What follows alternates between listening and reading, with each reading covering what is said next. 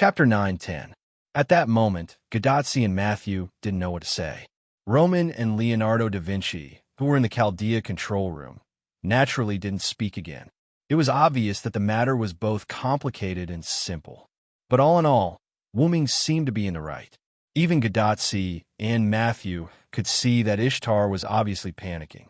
Ishtar was obviously the kind of person who couldn't refute after her lie was exposed in front of her elders. Only Merlin, who knew what was going on, half squatted on the ground with his back facing everyone. He seemed to be laughing so hard that he was twitching. "You stupid goddess, are you blinded by money? You don't even know how to lie." Ishtar was even more embarrassed by Wu-Ming's words. After all, this was indeed the truth. Ishtar could speak casually in front of others, but in front of Wu-Ming, it was a little difficult. Although I also know that you want to take advantage of Roman's words and take my Ains UR gong staff for yourself, I still have to say that your IQ matches the number of gems you have. Finally, Wu-Ming shouted a sentence. "You shameless loser and stupid goddess. Reflect on yourself." The roar like a dragon resounded through the sky, and Gadazzi and Matthew couldn't help but cover their ears. The magic contained in Wu-Ming's voice even interfered with the communication between Chaldea and Gadazzi. In short, although Wu-Ming's voice couldn't spread to the Uruk, it was not a problem for it to spread to the entire Abyss Mountain. However, no matter who was right or wrong in this matter, Wu-Ming's voice was a disaster not much worse than social death for Ishtar. Damn Hyunryong. As if she had lost her mind, Ishtar hugged her head with both hands, and her eyes lost their focus. She sat on horse Anna and swayed as if she was about to fall off. Seeing this scene, the innocent little angel Mashu quickly reminded Ishtar. After all, Ishtar really looked like a daughter who couldn't do anything if no one took care of her. "Miss Ishtar, please be careful. It's dangerous." Matthew's words made Ishtar stunned, but then she also recovered from the torture given by Wu-Ming. "Don't worry, I won't fall off horse Anna." Ishtar flipped her hair as she spoke. Her whole person was full of charm, which was very much in line with her image as the mistress of the heavens, if the terrible scene from before was ignored. Speaking of which, were we just now? With one hand on her chin, Ishtar was quite distressed as she recalled the conversation between her and Wu-Ming. This made Wu-Ming blush with shame. He always felt that this goddess who descended by relying on the body of a human girl had become quite unreliable. "Don't even think about my staff of Anzavolgan, loser goddess. Also, quickly go back to Uruk and be a city god. The demonic beasts have caused serious damage to this land, and the Uruk needs your strength." 3 times, Ishtar's face darkened. "You actually call me loser goddess 3 times. You're dead." Ishtar roared and aimed the simulated scope in Wu-Ming's direction. Horse Anna began to gather magic. "Master, be careful." Matthew approached Gadazzi and raised his shield again. "Senior Villo, please be careful." However, Wu-Ming did not pay attention to Matthew's words. His attention was on something else. Wu-Ming had said, "loser goddess," more than 3 times, but Ishtar had only heard it 3 times. In other words, Ishtar had just arrived. So it was at that time, Wu-Ming whispered to himself, "I heard it all before. You completely disliked my wanton behavior and wanted to detain me. I won't listen to you and sign a temporary contract with the human master over there." Wu-Ming's heart sank. Sure enough, Ishtar had heard what he said at that time. "Can you be considered the mistress of the heavens like this? Ishtar, when your father and the others disappeared, you only know how to run away. I prefer the stubborn and mischievous goddess of the past who can be straightforward and stupid, and not the current loser goddess. You're a disgrace to the title of mistress of the heavens. I think you might as well stay in the border area of the Mesopotamia until we save this world." Loser goddess. Gadazzi and Matthew both looked at Wu-Ming in shock. They were shocked that Wu-Ming could say such harsh and mocking words. Even Merlin, who had been released from his stomach ache from laughing state, became slightly more serious. At the same time, the atmosphere at the scene became very oppressive. It was like a precursor to a volcanic eruption. However, since it was called a precursor, it meant that there was no danger at the moment. Tianzhou Horse Anna's magic cannon muzzle also stopped condensing magic. What did you say? Ishtar was provoked by Wu Ming's words. At this moment, her face was even gloomier than before. The magic emitted from her body made Gadotsi and Matthew tremble. Senior Villo, why don't you stop talking for now? Matthew and Gadotsi tried to persuade Wu Ming. After all, it was not a wise thing to unilaterally anger the other party, was it not? However, this was the effect Wu Ming wanted. As the mistress of the heavens, Ishtar also had a very strong self-esteem, except when it came to gems. Through this aspect, he could well control the angry Ishtar. Of course, there was also a chance that it would make the other party even more furious. Next, it was time to see how Wu Ming would turn the situation around. I'm telling the truth. If you were Father God and the others, you would definitely take the initiative to clean up the magic beasts raging on the earth and protect the humans who believe in the gods.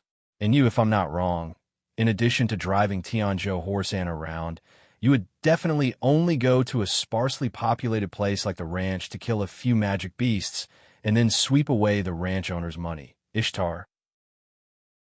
Wu Ming's words made Ishtar's face turn red instead of exploding. The magic stagnant at Ma Anna's muzzle also dissipated. You, what are you talking about? How could I do that? I'm just taking the offerings from the ranch owner. In other words, you did do that. This time, it was Wu Ming's turn to be gloomy. How thick-skinned must she be to do such a thing? Squeak.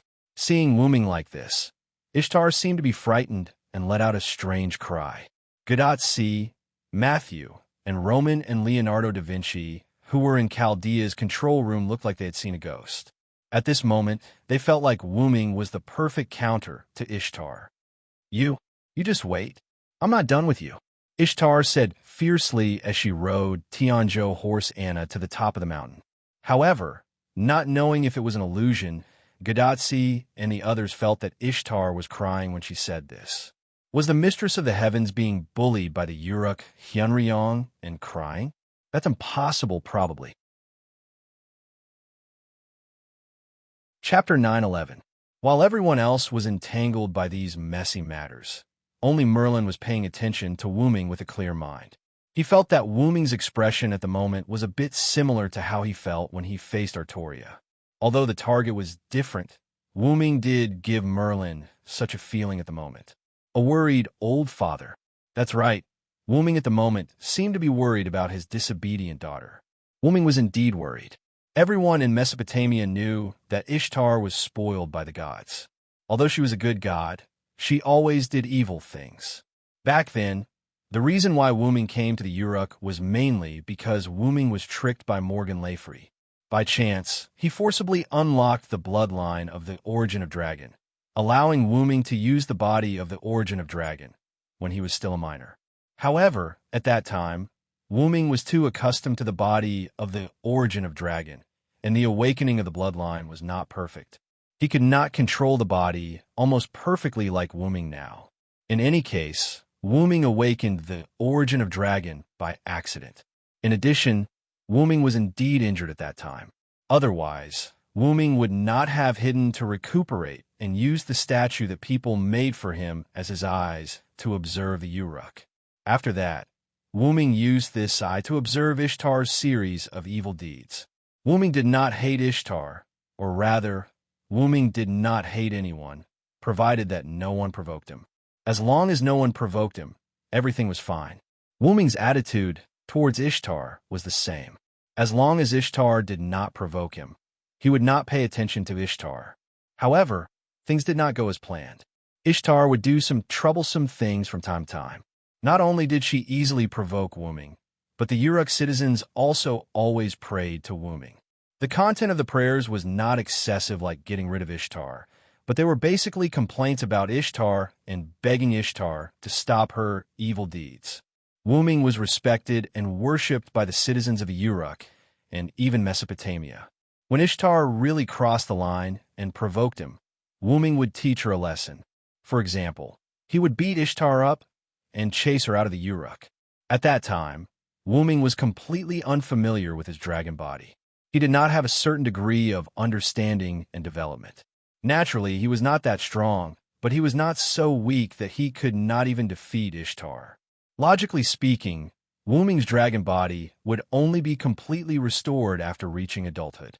By chance, Wuming's dragon body was unlocked in advance, and it could be regarded as a considerable increase in strength. However, even if Wuming defeated Ishtar, the Sumer gods were still around at that time. Even if it was a lesson, Wuming could not go too far. Even if the Sumer gods were afraid of Wuming's identity, if he did not give them face and taught Ishtar a lesson, who knew what the Sumer gods would do in the end? Even a corner dog would jump over a wall, let alone a group of gods.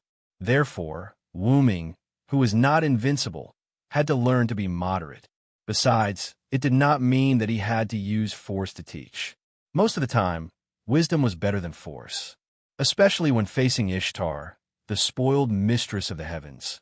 Wuming found that it was particularly easy for him to use his brain to deal with her. However, it was as if she had forgotten the pain after the scar healed. After a few days, she would naturally return as if nothing had happened. God, who was also Ishtar's father, once came to look for Wuming, and the two had a short conversation about Ishtar. It was nothing more than taking care of Ishtar, saying that she was still young and immature, and so on. God was like a parent meeting the class teacher. However, every time Wuming talked about Ishtar's mistakes, the other party would always smile and change the topic, constantly asking Wuming to help take care of Ishtar. This made Wuming very helpless. After all, even if you asked Wuming to take care of Ishtar, he could not do so. After all, Ishtar did not have the slightest respect for Wuming. To put it simply, Ishtar would not listen to Wuming at all. It was like a naughty student being reprimanded by the class teacher. On the surface, they would say that they would change, but afterward, they would forget everything they promised. Ishtar was obviously such a student, and whether it was in the open or in the dark, she did not show the slightest willingness to be obedient. She still did things her own way, and in the end, she became even worse. The Bowl of Heaven incident was the embodiment of Ishtar's worsening behavior. However, it was not only bad. Ever since the Bowl of Heaven incident, Ishtar had a trace of fear for Wuming. Although Ishtar herself was not aware of it, Wuming obviously noticed it. Wuming also had a big prejudice against Ishtar because she indirectly released the Bowl of Heaven. Therefore, after that incident, Wuming became stricter with Ishtar. Ishtar, who had a trace of fear, was also frightened by Wuming's strictness. Gradually, she did not return to Uruk. This was probably the origin of the legend that Uruk Hyunryong was the Uruk city god who stole Ishtar. Not long after that, the gods gradually separated from humans and gradually left the human world. Wuming also left Uruk with Enkidu, who was opportunistically avoided death by himself. However, after the Bowl of Heaven incident, the nature of the relationship between Wuming and Ishtar did indeed change, especially now that Ishtar appeared as a pseudo-servant. The special relationship between the two became even more obvious. If one had to describe it, it was like the relationship between a melancholy homeroom teacher and a naughty student had changed to an old father and a spoiled daughter. Because there was still kindness in Ishtar's bones, and Wuming's previous actions were also good intentions. After the gods disappeared, Ishtar, who appeared as a pseudo-servant in this world, had a feeling of dependence on Hyunryong, who used to be very strict with her. It was like a naughty student whose father was in trouble would subconsciously ask for help from their neighbor who used to take care of them and teach them a lesson. However, neither of them noticed this, otherwise, things wouldn't have turned out this way. Merlin, as a bystander, saw through everything. This was probably the so-called the onlooker sees the game more clearly. Villo-senpai, what should we do next? Anyway, Matthew thought that her brain couldn't think anymore. This series of events made Matthew at a loss, and she didn't know what to do next. Continued to climb the mountain. Wuming pointed at the faintly visible palace on the mountain, and then immediately moved. Since we're already here, if we don't bring Ishtar back, I'll feel bad no matter how I think about it. However, as soon as Wuming finished his sentence, the entire Abif mountain shook violently. Chapter 9:12. What? What's going on? Gudatsi, who lost her balance and almost fell, could not help but look at Wuming. Oh, it seems to be an Abifu's spirit. Merlin looked thoughtfully in a certain direction on the mountain and said in surprise, Abifu's spirit. Gudatsi and Matthew were full of doubts about the so-called Abifu's spirit. What is that? A monster? A ghost? However, at the next moment, as if responding to Gudatsi and Matthew's doubts, a super huge magical pig rushed down from the mountain. From the looks of it, it seemed like it wanted to destroy Gudatsi and the others in one blow. That's an Abifu's spirit. Gudatsi was shocked. It was clearly a large magical beast. After Mount Abifu was killed by the former Ishtar, a magical beast was naturally formed in the mountain. The magical beast represents the anger of Mount Abifu, so it's called the Abifu spirit. However, everyone had no time to listen to Wuming's explanation. At this moment, whether it was the current speed of the magical pig or the position of everyone, it clearly pointed out the situation they were in at the moment. It's a big crisis. Although his words were full of panic, Matthew immediately put up his shield in front of everyone. Master! Matthew glanced at Gudatsi, and Gudatsi nodded knowingly. At this time, it was obviously unrealistic to escape, so Matthew was ready to activate his noble phantasm to resist the impact of the magical pig. Gudatsi was also ready to support him with her command spell, just in case. At this time, Wuming suddenly walked to Matthew, who had already put up his shield, put his hand on Matthew's shoulder, and said, Let me do it, Senior Villo. Matthew could not make up his mind for a while and turned to look at his senior. Gudatsi nodded. Since Wuming said so, she believed in him. Senior Villo, please be careful. Matthew did not withdraw his shield. After talking to Wuming, he returned to Gudatsi's side. Even with the protection of Senior Villo, he can't relax. He still has to protect his senior. Assassin, how are you going to deal with it? Gudatsi looked at the magical pig that was getting closer and closer and looked at Wuming with a little panic. Tachika, do you know that I'm partly responsible for the reason why Mount Abifu was killed by Ishtar? As if reflecting this sentence, when a Bifling saw Wu Ming standing at the front, it became even angrier and even sped up a little. You're also partly responsible? Gudatsi was stunned. You can say that I didn't save him. Without further explanation, Wu Ming looked at a Bifling, who was getting angrier, and stretched out his hand. Wu Ming has long known that Mount Abifu will be killed by Ishtar through his understanding of the mysterious world. Therefore, Wu Ming did not intervene too much in this matter. When he came to the land of Mesopotamia, he had several conversations with the mountain spirit of Mount Abifu. The Abifu spirit had already disappeared, leaving only a charred trace that rushed along the ground to the mountain. Walala, extremely fine sand, stones, and soil fell from the sky, which was the debris attracted by the gravity generated by the magic power source. Wait a minute. Was that just a simple magic cannon? Roman's shocked voice came out from Gudatsi's wrist again. Magic cannon? Gudatsi asked in confusion. It's a magic trick where pure magic is processed, transformed, and strengthened to shoot at the enemy in the form of bullets or cannonballs. It's called Magic Bullet, and Magic Cannon can be understood as a luxurious upgraded version of Magic Bullet.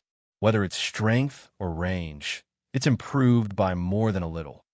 Merlin kindly explained. The upgraded version of Magic Bullets, Assassin, is really powerful. I've only just learned how to release ordinary magic bullets after a long time of practice. Gudatsi scratched the back of her head embarrassedly. You can't compare with him. Magic Cannon has high requirements in fine operation and magic power. The former is fine, but almost no human can meet the latter. Chapter 9:13. Magicians were magicians because they were a group of people who studied magic. It was naturally possible to achieve the former, but the latter was really difficult for magicians. For example, the magic power of the magic cannon that Wuming had just released was almost comparable to the magic power of a large spiritual vein. If ordinary magicians wanted to release such a magic cannon, they would not be able to do it without using some extremely special methods. Senior Villo's magic power is indeed quite sufficient. Matthew remembered that when they were at the American Singularity, Wooming created a fake Holy Grail that simply provided magic power for Wooming.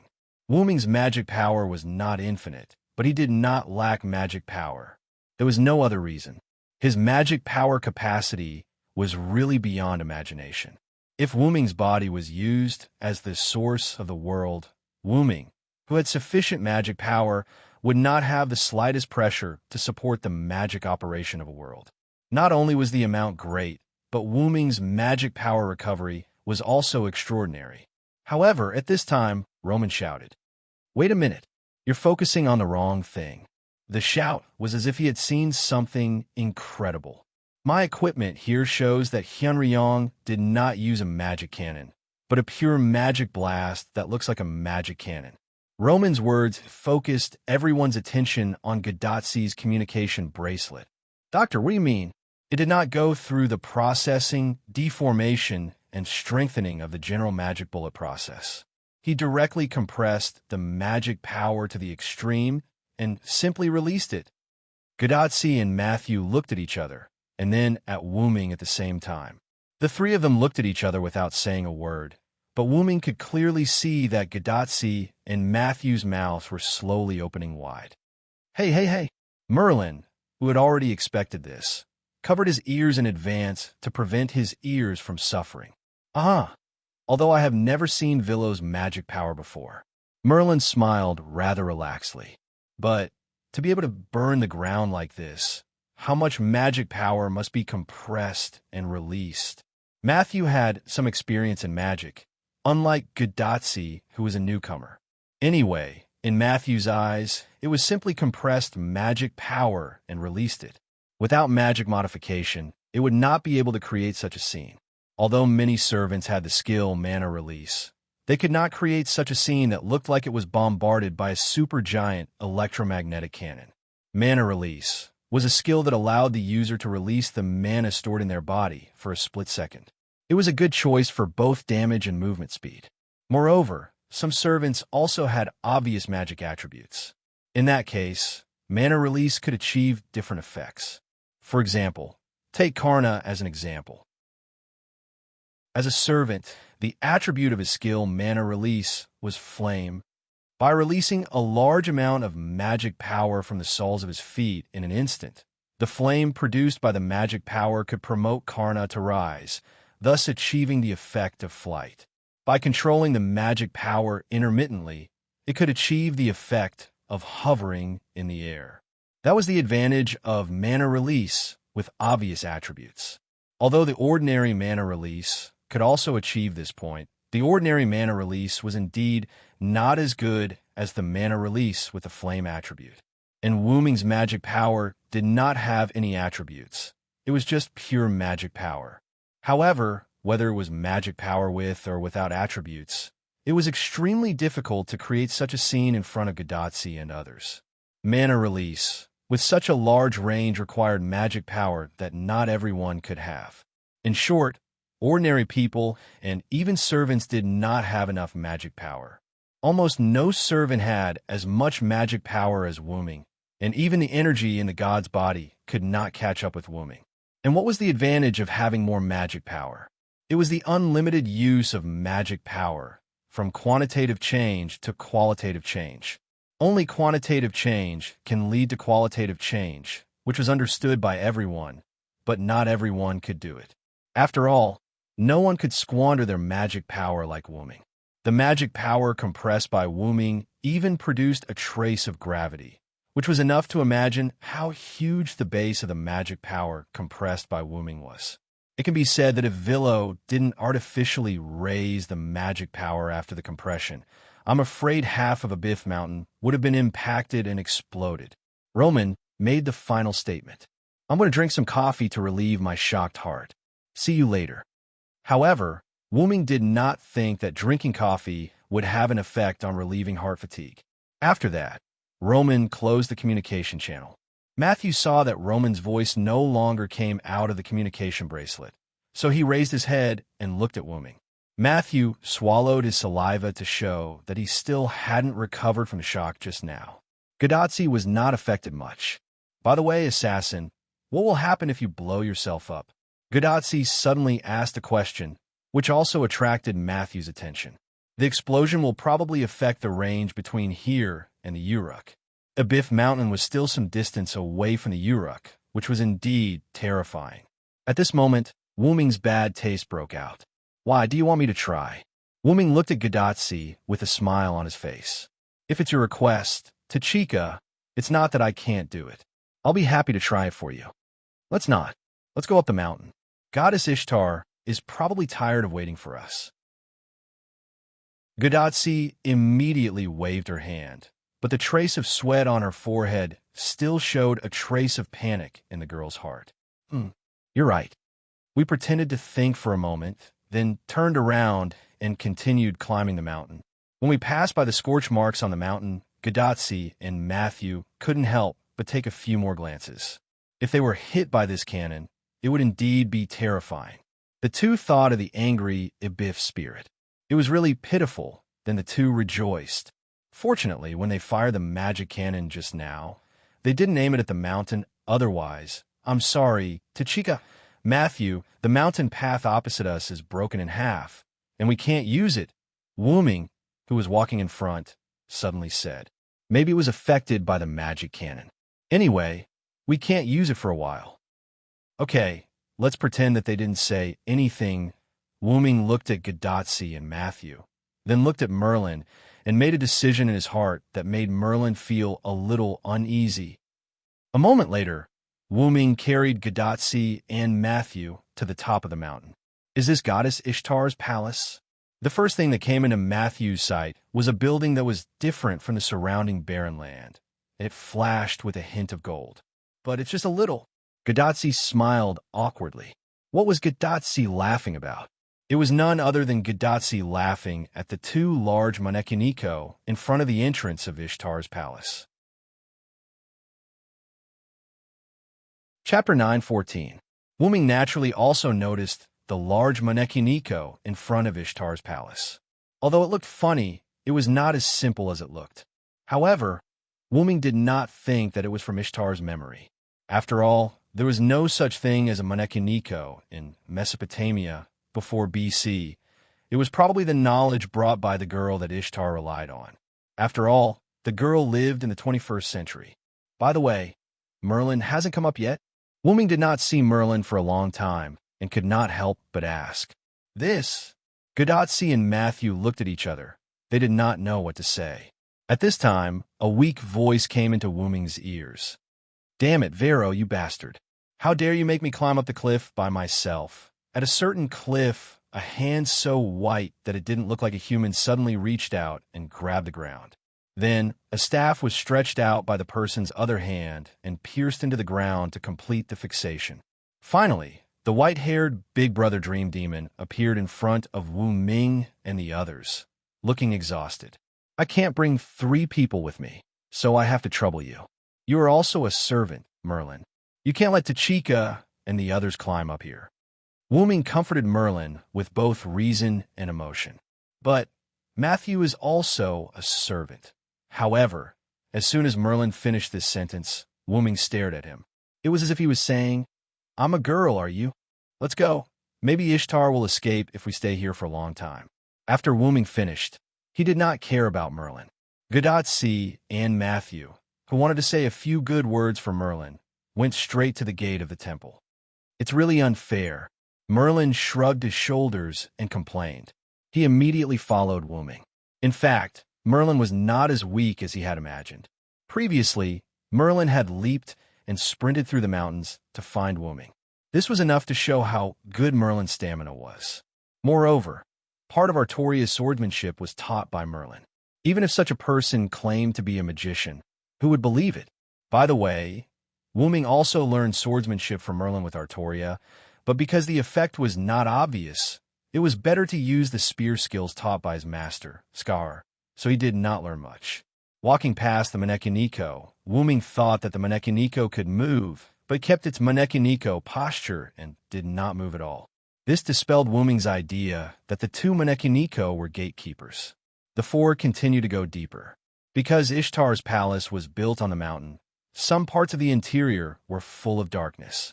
Not only that, the internal structure and the external appearance looked very different. There was no gorgeous look at all. Is this really the palace of the goddess Ishtar? Gadotsi could not help but ask.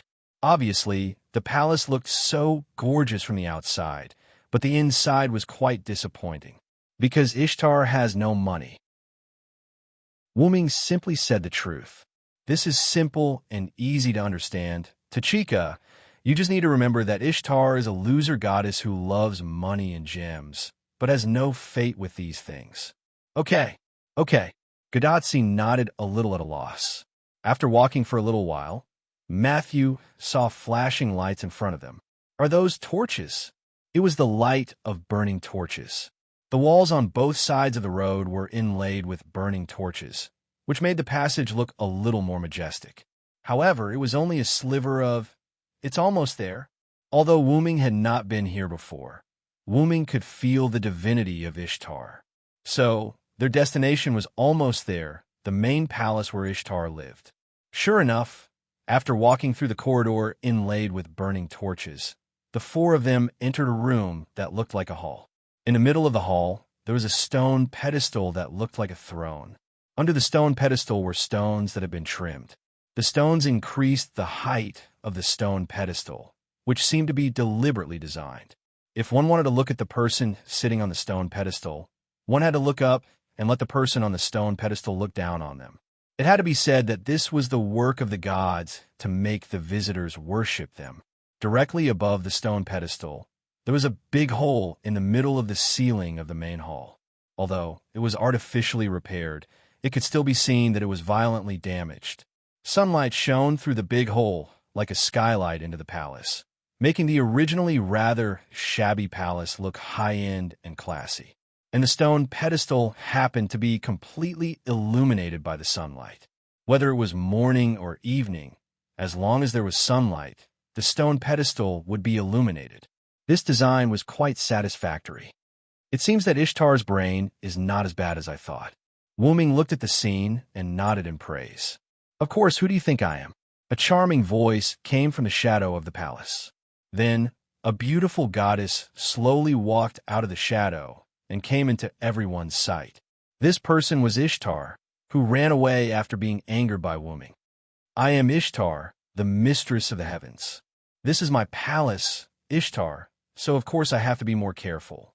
As Ishtar said, she gently jumped directly onto the stone pedestal and crossed her legs, looking down at Wu-Ming and others below. Goddess Ishtar, your posture is really good. The innocent Matthew couldn't help but complain. He had to admit that this posture was indeed very annoying. Ishtar adhered to her usual style, even in the state of pseudo-servant. The material on her clothes was still very little, and Ishtar, who was sitting on the raised throne with her legs crossed, in front of Wu-Ming and others, was already in a state of naked state in the future. However, among the four people present, Gadotsi was a woman, and Merlin was a nightmare who didn't understand human feelings. Neither of them would be moved by Ishtar. Only Matthew was too innocent to remind Ishtar. As for Wu-Ming, he was completely used to it. Don't worry about this girl. She didn't care about her clothes at all since a long time ago. It was precisely because the previous Ishtar was extremely thin every day, coupled with Ishtar's bad character that caused Wu-Ming to have no interest in Ishtar at all. After all, he would get tired of seeing too much. The original Ishtar didn't have the slightest interest in Wu-Ming, let alone the human girl Ishtar. The pseudo-servant state of Ishtar was really far from the original Ishtar in terms of beauty. More importantly, the human girl that Ishtar relied on was someone that Wu-Ming knew. Chapter 9:15. The Minter, who once accidentally led Ilya onto the path of a magical girl, Rin in Osaka. Ishtar's face was exactly the same as Rin in Osaka's face, and similarly, Ishtar also retained Rin in Osaka's slightly regrettable breasts, just slightly. But to Wu-Ming's surprise, after Mashu reminded him, Ishtar showed a hint of shyness and embarrassment. He didn't know if it was because of the existence in Ishtar's body But after Mashu reminded him, Ishtar showed a shy and embarrassed look. Shocked, Ishtar actually blushed out of shyness? But seemingly noticing Wuming's surprise, Ishtar's face suddenly changed, and her slightly red cheeks instantly became normal. In the next second, Tianzhou's horse Anna flew in through the big hole in the ceiling. Ishtar jumped slightly and sat directly on horse Anna, and let horse Anna rise into the air and stay away from Wuming. It could be considered as indirectly preventing her from being exposed. However, Wuming didn't give Ishtar any face. When Ishtar sat on horse Anna and moved, Wuming directly said the truth of his guess. By the way, were you hiding over there just now? Sigh. Wait. No. Why would I hide over there? Although Ishtar seemed a little flustered, she immediately pretended to be calm. I thought you didn't dare to see me. In that case, let's get straight to the point. Wuming no longer held back with Ishtar. Come back to Uruk with us, mistress of the heavens Ishtar. The Uruk needs the power of your goddess. Wuming stretched out his right hand to Ishtar, who was flying high in the sky and bathed in the sun, and very simply and violently pulled her to his side. This made Gadatsi, Matthew, and even Merlin dumbfounded. Even Roman and Leonardo da Vinci, who were monitoring in Chaldea, were taken aback by Wuming's sudden invitation. Vilo Senpai, Goddess Ishtar, wouldn't agree. In the end, Matthew raised a question. Both sides were clearly standing on opposite sides. So why did Wuming still ask such a question that would definitely be rejected? Not only Matthew, but Gadatsi also didn't understand. Why wouldn't she agree? Ishtar never said that she wouldn't return to Uruk with us. Everyone was stunned. Carefully recalling Ishtar's words, it seemed that it was indeed as Wuming said. Ishtar never said that she wouldn't return to Uruk. She only said that she wouldn't sign a temporary contract with Gadatsi. Ishtar, who was also stunned by Wuming's sudden invitation, also recovered at this moment. Ishtar was also surprised by Wuming's approach, but after carefully recalling, she really didn't say that she wouldn't return to Uruk. In other words, there was still a chance for things to turn around? Yes, Ishtar was a little happy, but she couldn't help it because Wuming was here. Ishtar was indeed hiding just now. She knew that if there were only a few people in Chaldea, Ishtar wouldn't have to care about their expressions at all and could do whatever she wanted. However, Wuming just had to come with her. When she returned to her palace, she heard a loud noise and felt a strong magic power. It was undoubtedly Wuming's magic power, and Ishtar always felt that Wuming was stronger than before. Ishtar knew that she couldn't beat Wuming. Without her father's protection, Ishtar would definitely be hung up and beaten by Wuming. In the end, she would be shipped back to Uruk and forced to sign a contract with that human girl. Even worse, Ishtar would be forced to become Gold Twinkle's subordinate and act according to his orders. This was something she didn't want to encounter in any case. However, she couldn't compromise just like that. Sign a contract with a human master and then go back to work for Gold Twinkle? What a joke. And for some reason, Ishtar felt like she couldn't raise her head in front of Wuming. Just like most human beings, like a child meeting their parents or a student meeting their teacher, Ishtar realized that she had a natural fear of Wuming for some reason. That was why when she faced Wuming before, no matter how angry she was, Wuming lectured her, or when she saw Wuming get angry, she was like a deflated balloon. She could only blame it on the after effects of being bullied by Wuming in the past. That was why Ishtar was thinking when she hid. If she couldn't do it, she would just run away. It had to be said that Wuming guessed Ishtar's thoughts. It felt like the person who knows you best is not your friend, but your enemy. Wuming was afraid that if they spent too much time on the road, Ishtar would run away after letting her imagination run wild. So Wuming directly flew up with Gadatsi and the others. Anyway, it wasn't like Ishtar hadn't done this kind of thing before, and for her, it wasn't something to be embarrassed about.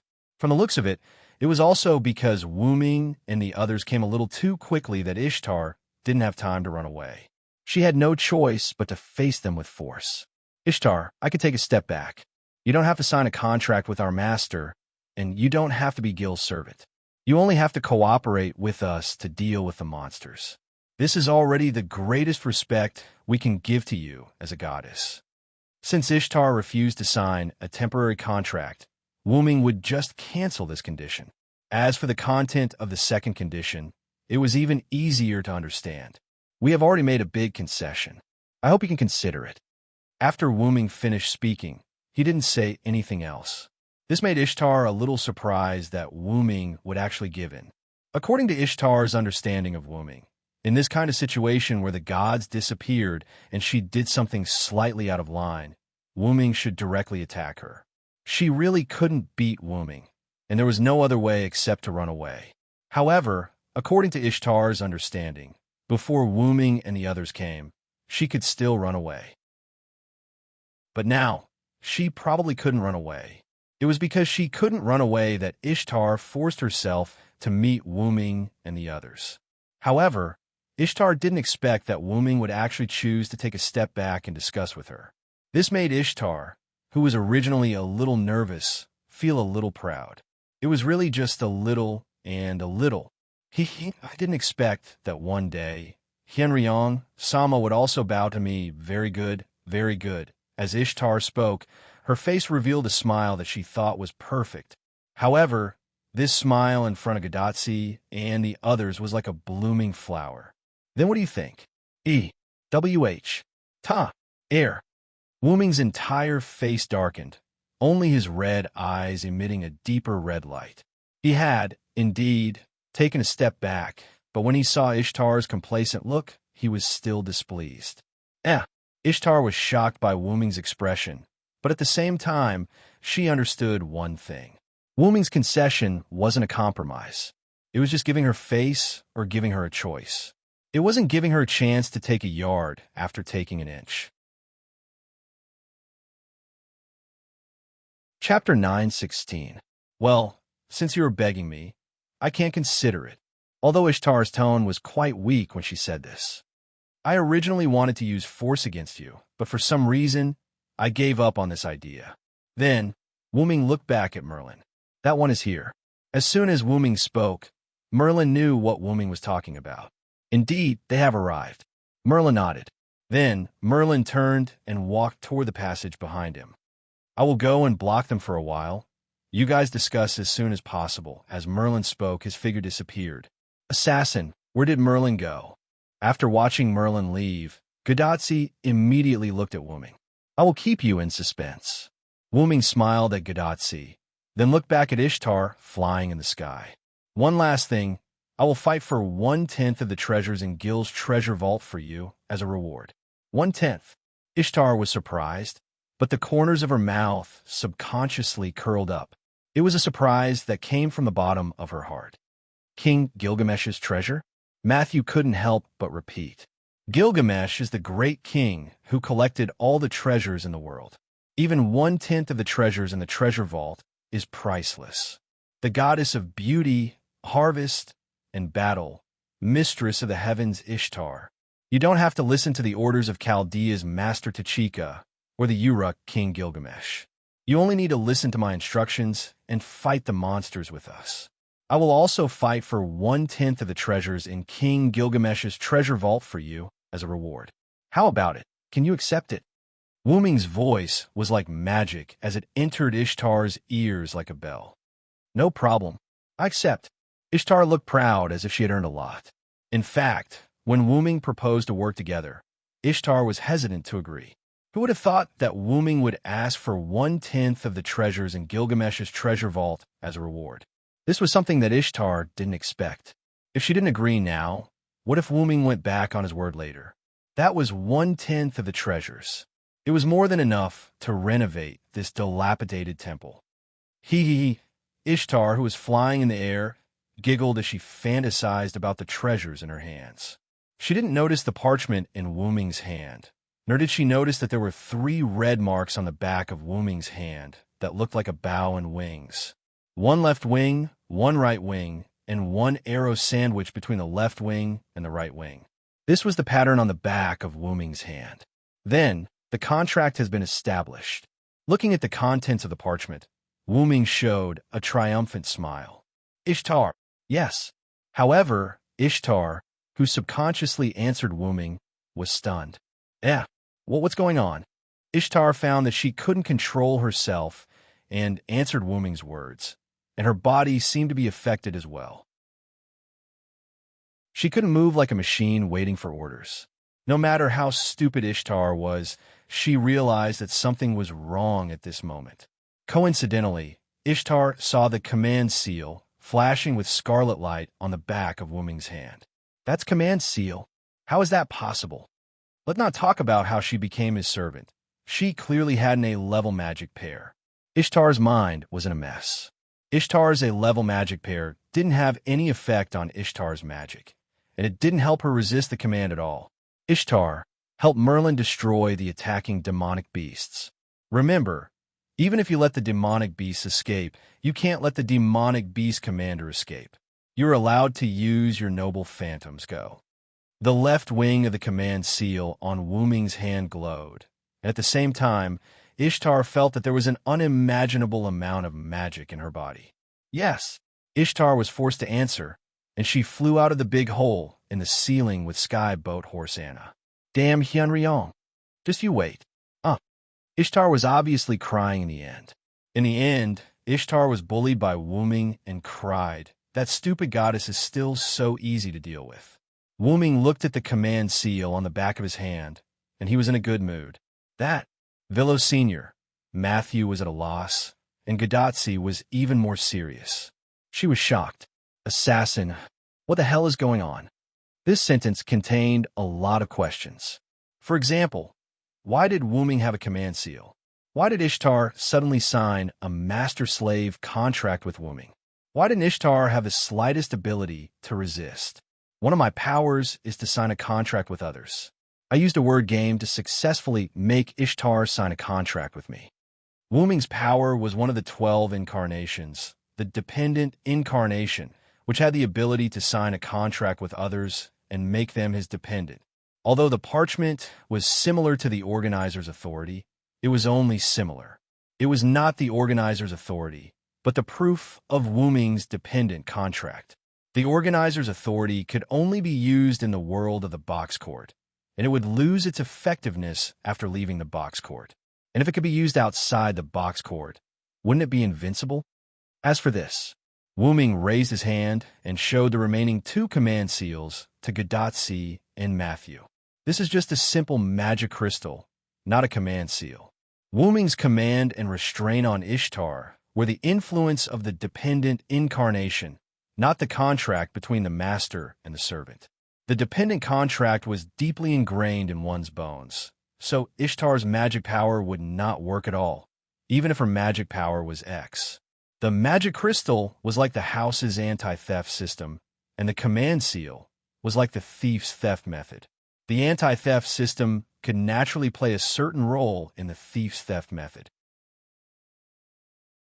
However, the contract between Wuming and Ishtar was the product of Ishtar's consent. It was like Wuming got the key to the house from Ishtar. With the key, Wuming could naturally bypass the anti-theft system and enter Ishtar's house.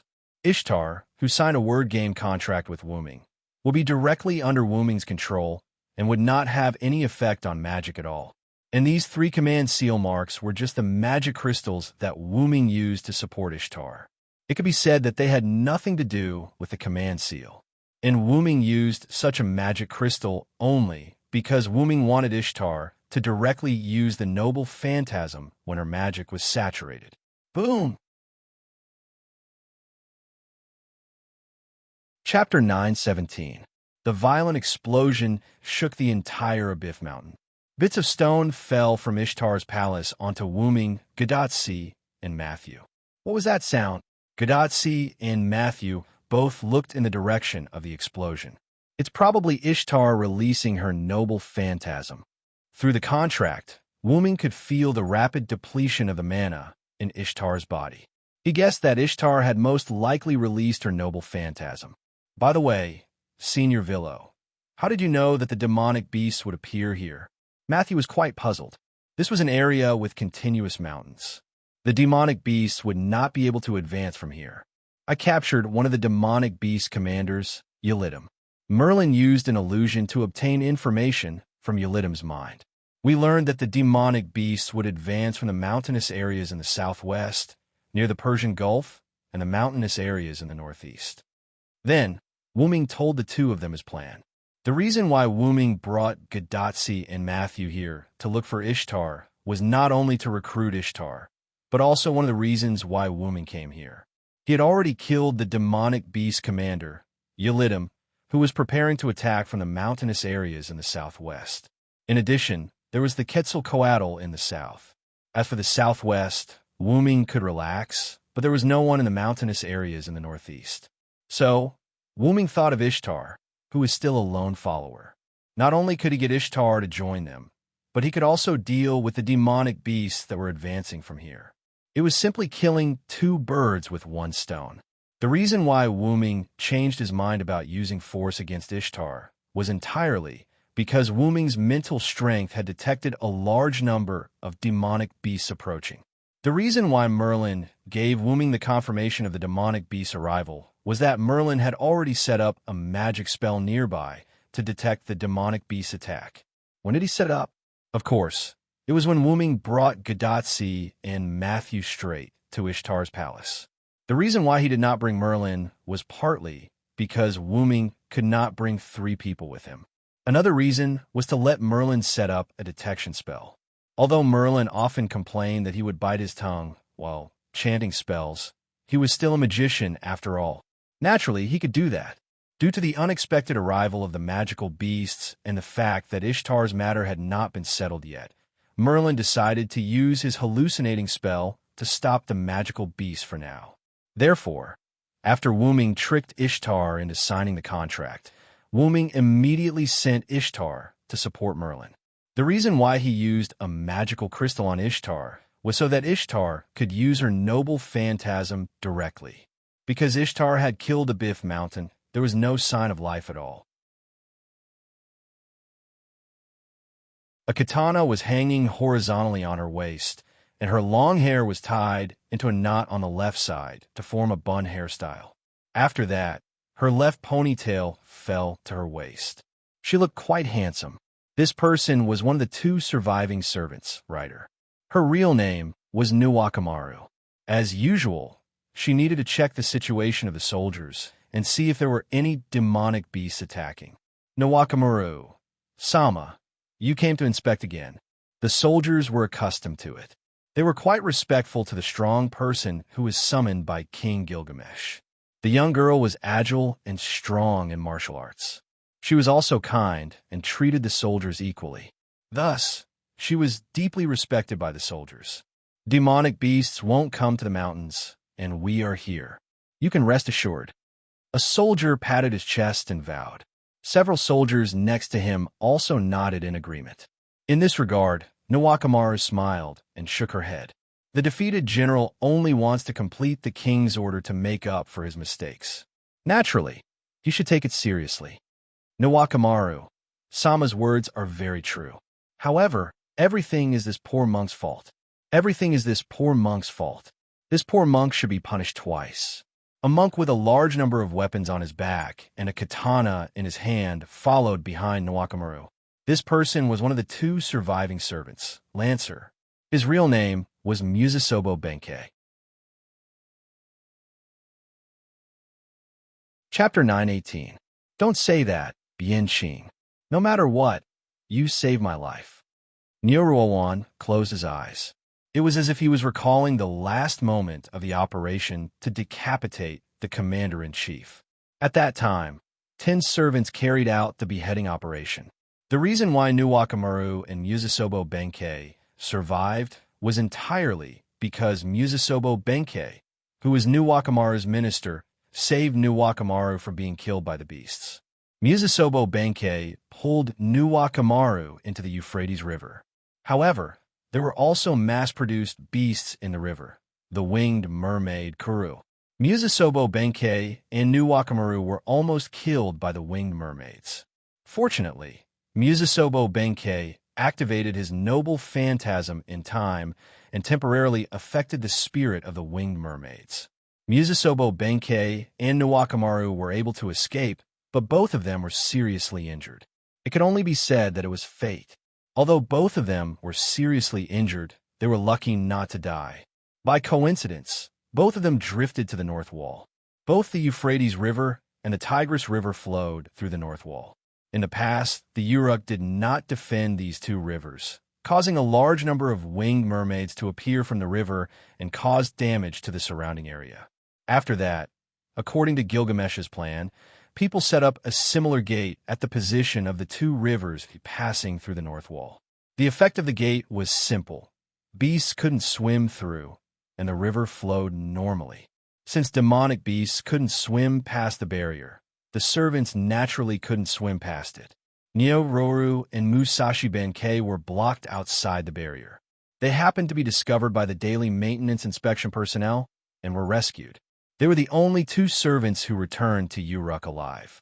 If Musasobo Benkei didn't pull Nawakamaru into the river at that time, perhaps both of them would be buried in different groups of beasts like the other 8 servants who participated in the beheading operation. No, Lord Nyo-Roru, Chiaching of Musa Shigeru, seemed to have something else he wanted to hide as he stammered. However, before Musasobo Benkei finished hesitating, on the wall of the stronghold, a soldier with sharp eyes suddenly saw a large cloud of dust on the plain in front of them. What's that?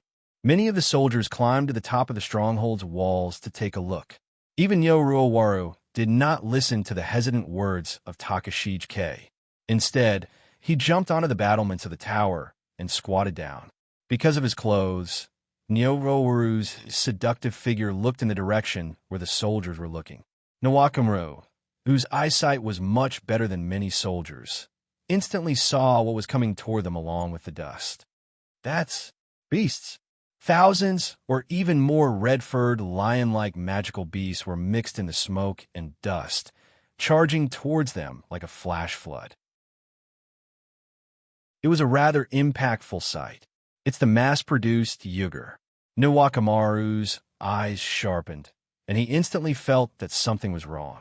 He could only say that it was all thanks to King Gilgamesh and military advisor Zhuge's foresight. They had predicted that there would be beasts coming from here and set up the stronghold in advance. Otherwise, with so many beasts rushing over without any defensive facilities, this place would definitely become the beast attack point, and they would destroy the entire Mesopotamia. Di Qing immediately returned to the Uruk and report the situation here to King Gilgamesh and asked for backup. Nawakamaru immediately jumped down from the high platform and went to Musasobo Benkei. Yes, Sir Nawakamaru. Although Musasobo Benkei was a little hesitant, he immediately agreed. As for the reason why Nawakamaru did not let the soldiers report to the Uruk, but let Musasobo Benkei do it, it was entirely because the strength of the servants was much stronger than the human soldiers. This was indeed the gods' era, and the humans here were indeed much stronger than the modern humans. Their physical fitness was obviously different, but the servants were still stronger than the humans here. Therefore, it was the best choice to let one servant go to the Uruk to report, and the other servant to command the soldiers to resist the beasts. Gilgamesh let Nawakamaru and Musasobo Benkei come together to guard this place. Although one less servant may lead to a decrease in combat power, it was better to be able to bring reinforcements faster than anything else. This was a war between humans and beasts, and the overall situation must be taken into account. Musasobo Benkei immediately set off. He did not need anything like a mount. The legs of a servant were the best means of transportation. Although Musasobo Benkei's dexterity was only C rank, but even a C rank's dexterity was much better than a human's. In addition, his durability had reached B+ rank. Musasobo Benkei could run all the way to the Uruk at high speed. Watching Musasobo Benkei leave, Nawakamaru also pulled out the famed sword on his waist. Everyone prepare to defend. Let these beasts see how powerful we are. Nawakamaru was her nickname. Her real name was Minamoto Yashitsugu. She was a general of the Minamoto family. Since she was a general, it was easy for her to command the soldiers. Although there were only a few of them, the soldiers still made a deafening sound. The soldiers began to defend themselves. Some soldiers set up spears in the gaps of the walls, while others set up bows and arrows in the concave battlements on the walls. Everyone was waiting for the magic beasts to approach, ready to attack at any time. Nuwakamaru held the famed sword bow LV and was ready to attack.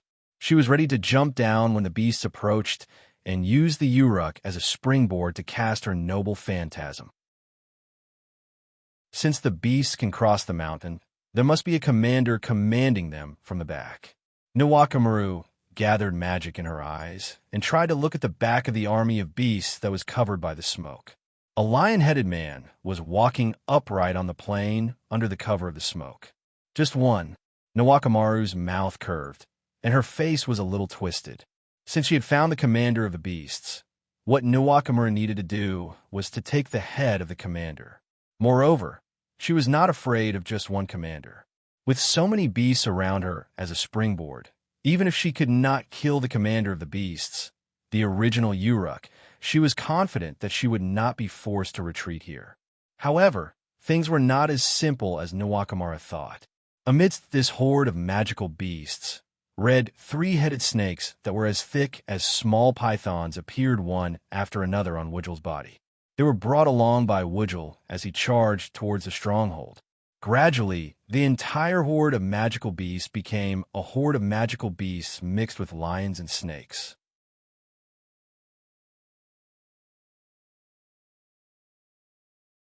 Chapter 919. Is that a Musu Mafu? There's so many of them. Damn it. Because the group of demonic beasts was approaching, many soldiers saw the red, three-headed snake wrapped around each Yugur. As early as 3 months ago, Gilgamesh released a notice about the types of demonic beasts, including the name, physical characteristics, degree of difficulty, number of appearance, and other information, so everyone knew the names of these demonic beasts. In an instant, it could be said that it caused a commotion. This kind of mass-produced Musu Mafu was extremely difficult to deal with, especially in this kind of offensive and defensive battle. These three-headed snakes could easily break through the human defense, through the gaps of the guns, and cause damage to the human and disrupt the human formation. Because the number of Musu Mafu was very small before, its impact was not as big as other demonic beasts. Therefore, so far, the Uruk side had not made effective defensive measures against it. They could only shrink the gap of the guns to the extent that it would not affect the guns. However, these mass-produced Musu Mafu could still get through, as if they were constantly evolving. Their size was also shrinking. The gap of the guns could not be too small, or it would affect the performance of the guns. And these Musu Mafu's size at the moment just happened to be able to get through such a gap, and there were so many of them. More than one demonic beast commander. Nuwakamaru could not help but sigh. Because every demonic beast had a prototype, every mass-produced demonic beast would only listen to the orders of the prototype demonic beast commander, unless the prototype demonic beast, that is, the demonic beast commander, died. Since so many mass-produced Musu Mafu appeared here, that is to say, the prototype Musu Mafu, one of the demonic beast commanders, also came here. If it was only Yugur, Nuwakamaru could deal with it, and even have the opportunity to kill it. During the beheading operation, she, Musasobo Benkei, and another servant were responsible for the demonic beast commander was the prototype Yugur. Unfortunately, the strength of the prototype Yugur was beyond their expectations, and the other servant died directly. If it were not for Musasobo Benkei risking his life to save her, Nuwakamaru would definitely die under the claws and fangs of the Yugur. Nuwakamaru's mission failed. Before Nuwakamaru said in front of the soldiers to make up for the mistakes, referring to the mistakes of the mission failure.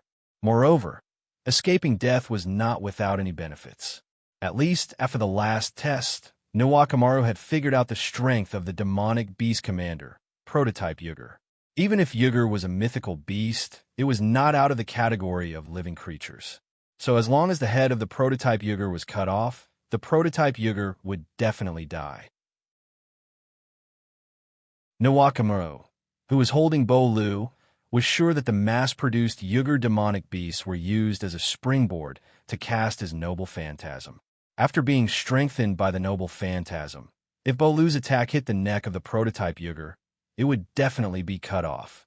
Therefore, when Nwakamoru saw that the opponent's demonic beast commander was only Yugur, he was so happy that he almost became evil.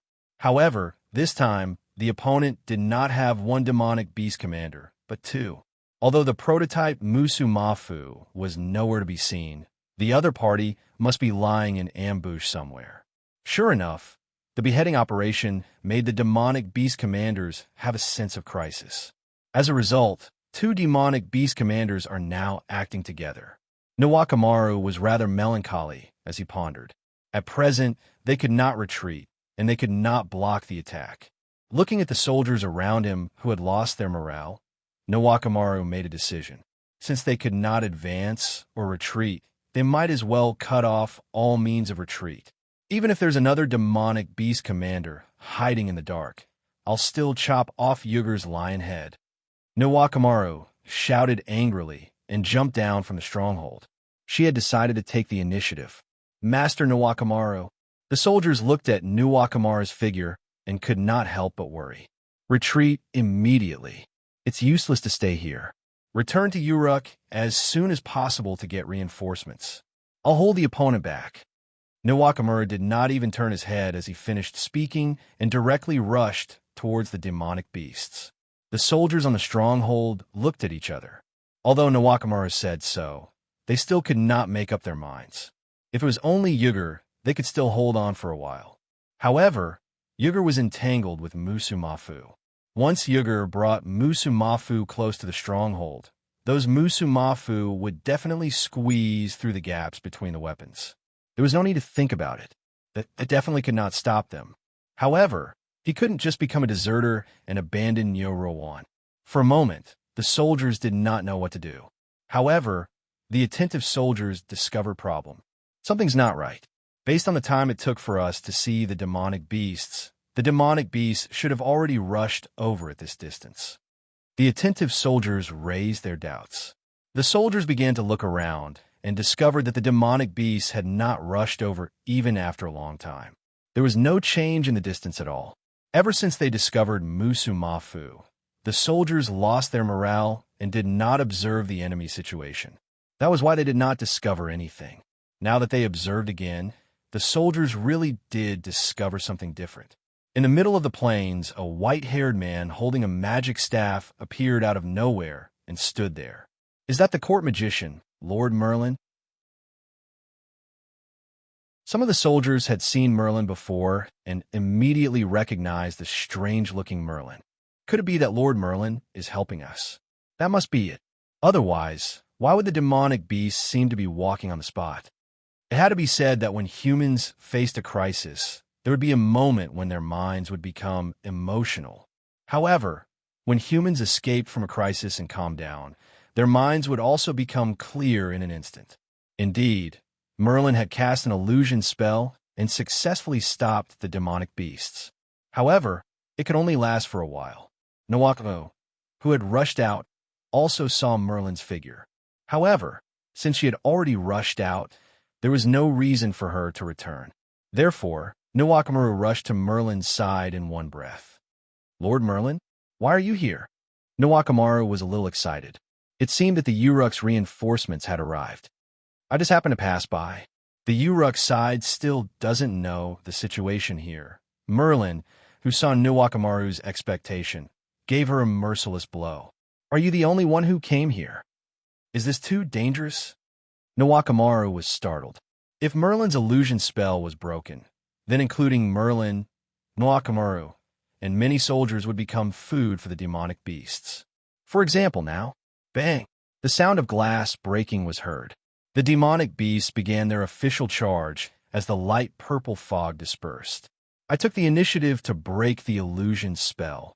Merlin explained the situation without waiting for Nwakamoru to ask. Lord Merlin. However, while Nwakamoru was surprised, Merlin immediately spoke again. Don't worry, I didn't say that I came alone. Merlin smiled and then pointed to the sky. Nwakamoru looked up subconsciously and found that a star was rising. Ngalta Kaigul He. Mountain shakes the star's salary.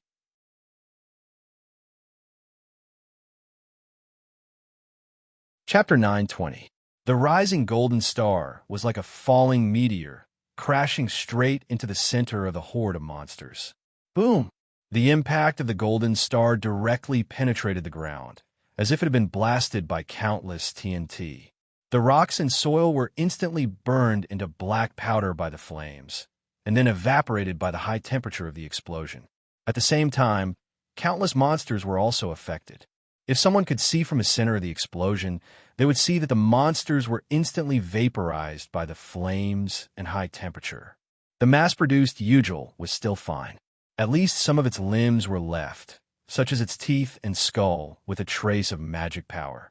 The mass-produced Musumafu, which was much smaller than Ugel, suffered.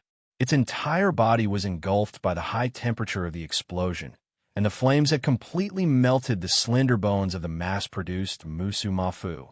The huge explosion caused the ground to collapse. Although it was not as strong as Wuming's beam of light that affected the entire Mesopotamia, the entire northeastern region was still affected. The defensive barrier that was set up here shook because of the huge explosion. As it was only temporary, its quality was not very good. At this moment, it was in a state of near collapse. The soldiers had all evacuated from the barrier. If he didn't die in the process of fighting with the magical beast, but was crushed to death by the building, it would be really embarrassing. But even if they were far away from the barrier, the soldiers still found out who had released such a terrifying golden star. In Mesopotamia, when the golden star was mentioned, Ishtar would definitely be thought of. As expected, it's Lady Ishtar. Lady Ishtar, the mistress of the heavens. As expected of the goddess, she's still on our side. Long live Lady Ishtar. Oh, Ishtar, who was flying in the sky beside my Anna, heard the soldiers' cheers and praises for her. Her originally rather angry mood was now relieved. Ishtar was dissatisfied and even angry that Wuming had used his authority and word games to force a contract with her. After following Wuming's orders to come here, Ishtar's anger, along with the huge amount of magic power that Wuming had transferred to her and most of the magic power in her body, were channeled into her noble artifact. She released it with resentment towards the monsters. This made Ishtar's noble artifact even more terrifying. At the same time, Ishtar was relieving her anger from falling into Wuming's trap. However, the soldiers thought that Ishtar came to help them because she saw the monsters attacking, and they all praised Ishtar. After hearing these praises, Ishtar felt a little ashamed, but her mood completely changed into pride and joy. Although it was not his intention, Ishtar had indeed helped the humans to eliminate the demon beasts. The humans praised and cheered for Ishtar from the bottom of their hearts, which made Ishtar feel happy, which was rare for Ishtar. Even if she had been spoiled since she was young, Ishtar's nature was still good. Helping the humans, being praised, thanked, and cheered by them, naturally made Ishtar's mood very comfortable. Seems like the situation after the contract is not as bad as I thought. Ishtar was obviously referring to the contract that Wuming had tricked her with his word games. Ishtar lifted the ponytail that was fluttering in front of her chest, and then crossed her arms in front of her chest. Her face showed a hint of sadness. It's just that the magic consumption is a little high, because she was too upset. In a fit of rage, Ishtar used up almost all the magic in her body. It could be said that the current Ishtar was an empty shell. She really did not have a single bit of magic left. If there were enemies now, other than her advantage of being able to fly, she was completely a lamb waiting to be slaughtered. Looking at the end of the explosion, the ground was completely under the tower, and the ground was filled with smoke and dust. Ishtar nodded. Anyway, there's basically no such possibility. What's wrong? Are you lacking magic? Wuming, who had suddenly appeared beside Ishtar, suddenly spoke. Frightened, Ishtar hurriedly controlled the heavenly ship's horse, Anna, to retreat a distance away. When did you come over? Just now, Wuming replied very calmly, and then raised his hand again. The magic crystal on the right wing suddenly disappeared, and a large amount of magic was instantly replenished in Ishtar's body. Looking at Ishtar's dazed face, Wuming smiled. By the way, how does it feel to help a human? It feels pretty good. Although Ishtar still had a lot of resentment towards Wuming, she was already unable to be unyielding towards him. Because of Wuming, she was praised by the soldiers and received Wuming's magic. At this moment, Ishtar was even weaker than before. You can easily receive the praise of human, and most importantly, you're very happy yourself. Why do you have to be a high and mighty and lawless goddess? Probably because of the fusion with Rin and Osaka. Compared to the original Ishtar, the current Ishtar was more reasonable, so Wuming began to reason with Ishtar. I don't want that. What I need is to be high and mighty. Humans only need to give me gems. I don't need their praise. However, these words were full of arrogance. Not only that, but Ishtar's actions were also full of arrogance. Ishtar once again crossed her arms and turned her head to the side to hide her blushing cheeks. Although the previous Ishtar was a little arrogant, now she was more influenced by Rin and Osaka's arrogance. In this regard, Wu Ming did not say anything more. Instead, he looked at her quietly. Ishtar was indeed used to being arrogant, but even the most mischievous child would want to be a good child one day. However, after being labeled as a mischievous child in the eyes of others, Ishtar couldn't be more obedient even if she wanted to. Since that was the case, she might as well continue to be a mischievous child. This was why Ishtar became more and more unruly. And today, Wuming forced Ishtar to be a good child for once, and he even let Ishtar taste the sweetness of it. This, to Ishtar, indeed was not a bad feeling. Looking at the human soldiers who were cheering for Ishtar in the distance, Ishtar extended her hand to Wuming. Okay, today I, Ishtar, will temporarily recognize you, Hyunryong. You will serve me as my temporary master.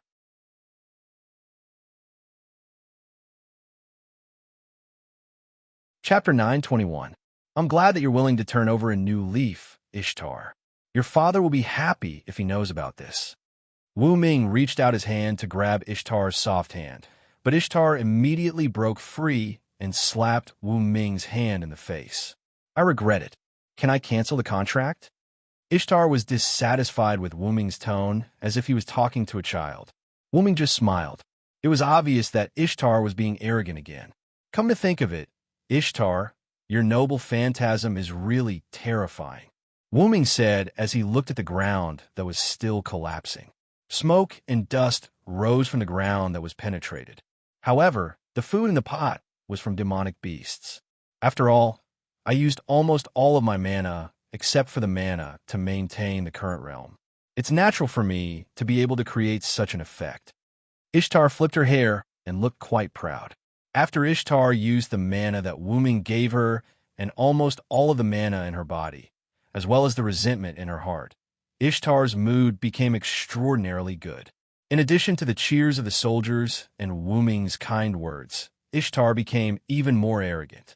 Of course, it didn't mean that Ishtar couldn't do it without Wu Ming's mana. Ishtar's noble phantasm mountain shocking star's salary in Galta Kaigal Shi was classified as a mountain noble phantasm. It was sublimated from the deed of killing Abifshin. Although this was a plain, it was still a part of the mountain range. Therefore, the effect of the mountain noble artifact could still be used. Therefore, even without Wu Ming's mana, Ishtar only needed to supply all of her mana to the noble artifact to easily blow up half of the plane. However, with such a large amount of mana provided by Silent Cry, Ishtar's noble phantasm was able to display an extraordinary effect. Half of the plain between the mountains was directly blown up by Ishtar's noble artifact. Countless demonic beasts were either burned to death by the flames or evaporated by the high temperature. Even if there were a few demonic beasts that were lucky enough to survive, they directly fell into the hole in the ground that was blown up by the explosion. Such a large number of demonic beasts were gone just like that. This could be considered a great victory for the humans. However, the demonic beast commanders definitely wouldn't die. Previously, even Yelidim didn't die under Wu Ming's multiple spells. Therefore, the two demonic beast commanders who were lucky to survive and fall into the collapsed plane definitely included the two demonic beast commanders who were still alive. After looking at Gadatsi and Matthew, who had already met up with Merlin, Wu Ming then looked at Ishtar. Ishtar, do you dare to gamble with me? Wuming's words piqued Ishtar's interest. Whoa, what is there that this goddess doesn't dare to do? Ishtar proudly puffed out her rather embarrassing chest, looking as if she wasn't afraid of anything. If that's the case, let's go to the underworld. No problem. However, after Ishtar agreed without hesitation, she was immediately dumbfounded. Wait, what did you say? On the ground, Gadotsi and Matthew, who were brought here by Wuming, stood together with Merlin and Nuwakamaru as they looked at the severely collapsed ground in front of them. They were both shocked by Ishtar and the large number of demonic beasts that died. Sure enough, Miss Ishtar is a true goddess. Matthew couldn't recover from the shock for a long time. Right. Merlin, is the demonic beast commander destroyed? Gadotsi, who recovered first, started to talk to Merlin. If it was just an attack like this, the demonic beast commander must still be alive. It probably fell into the underworld below. Walking to the edge of the collapsed ground, Merlin playfully put his head on his forehead and pretended to look down. What entered his eyes was a bottomless darkness.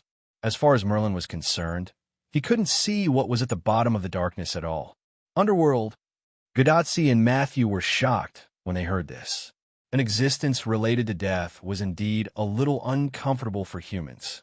The underworld of Kanzai is connected to the earth. Blowing up a big hole in the ground is the simplest and most violent way to enter the underworld.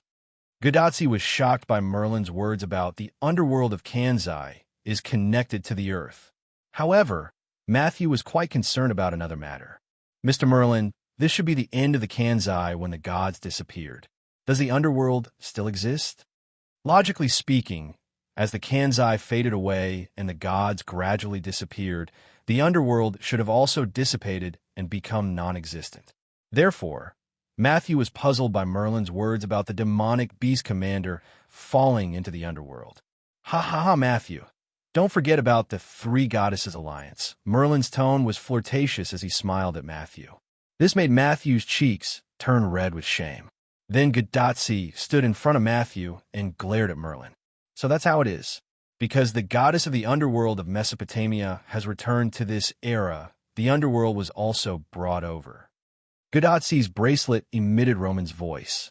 Roman, who was in Chaldea, spoke again while recording the information. But is it really so easy to enter the underworld? And the entire underground of Mesopotamia is the underworld? In the face of Roman's question, Merlin chuckled and laughed. Well, actually, I don't know much about it. Merlin smiled and scratched his head. However, whether it is the underworld or not, Hyunryeon will definitely go down. Speak of the devil. As soon as Merlin finished speaking, Gadotsi and Matthew saw Wuming and Ishtar rushing down from the sky. If only they could ignore the strange posture of Wuming and Ishtar. They saw Wuming pulling one of Ishtar's feet and flying down. Ishtar's face was dull, and it was obvious that she didn't understand what was going on. Is that His Excellency Hyunryeon? I heard that His Excellency Hyunryeon has returned. It's been a long time since we last met. Nuwakamaru was deeply touched by the meeting between his peers and followers after half a year. Half a year ago, Wuming appeared in Uruk one step ahead of them. However, before they could get along and communicate, Wuming left. But in the past 6 months, only Musasobo Benkei, Leonidas I, and himself were left. However, Nuwakamaru's question was not answered by Wuming, because Wuming pulled Ishtar and flew straight into the bottomless plain in front of everyone.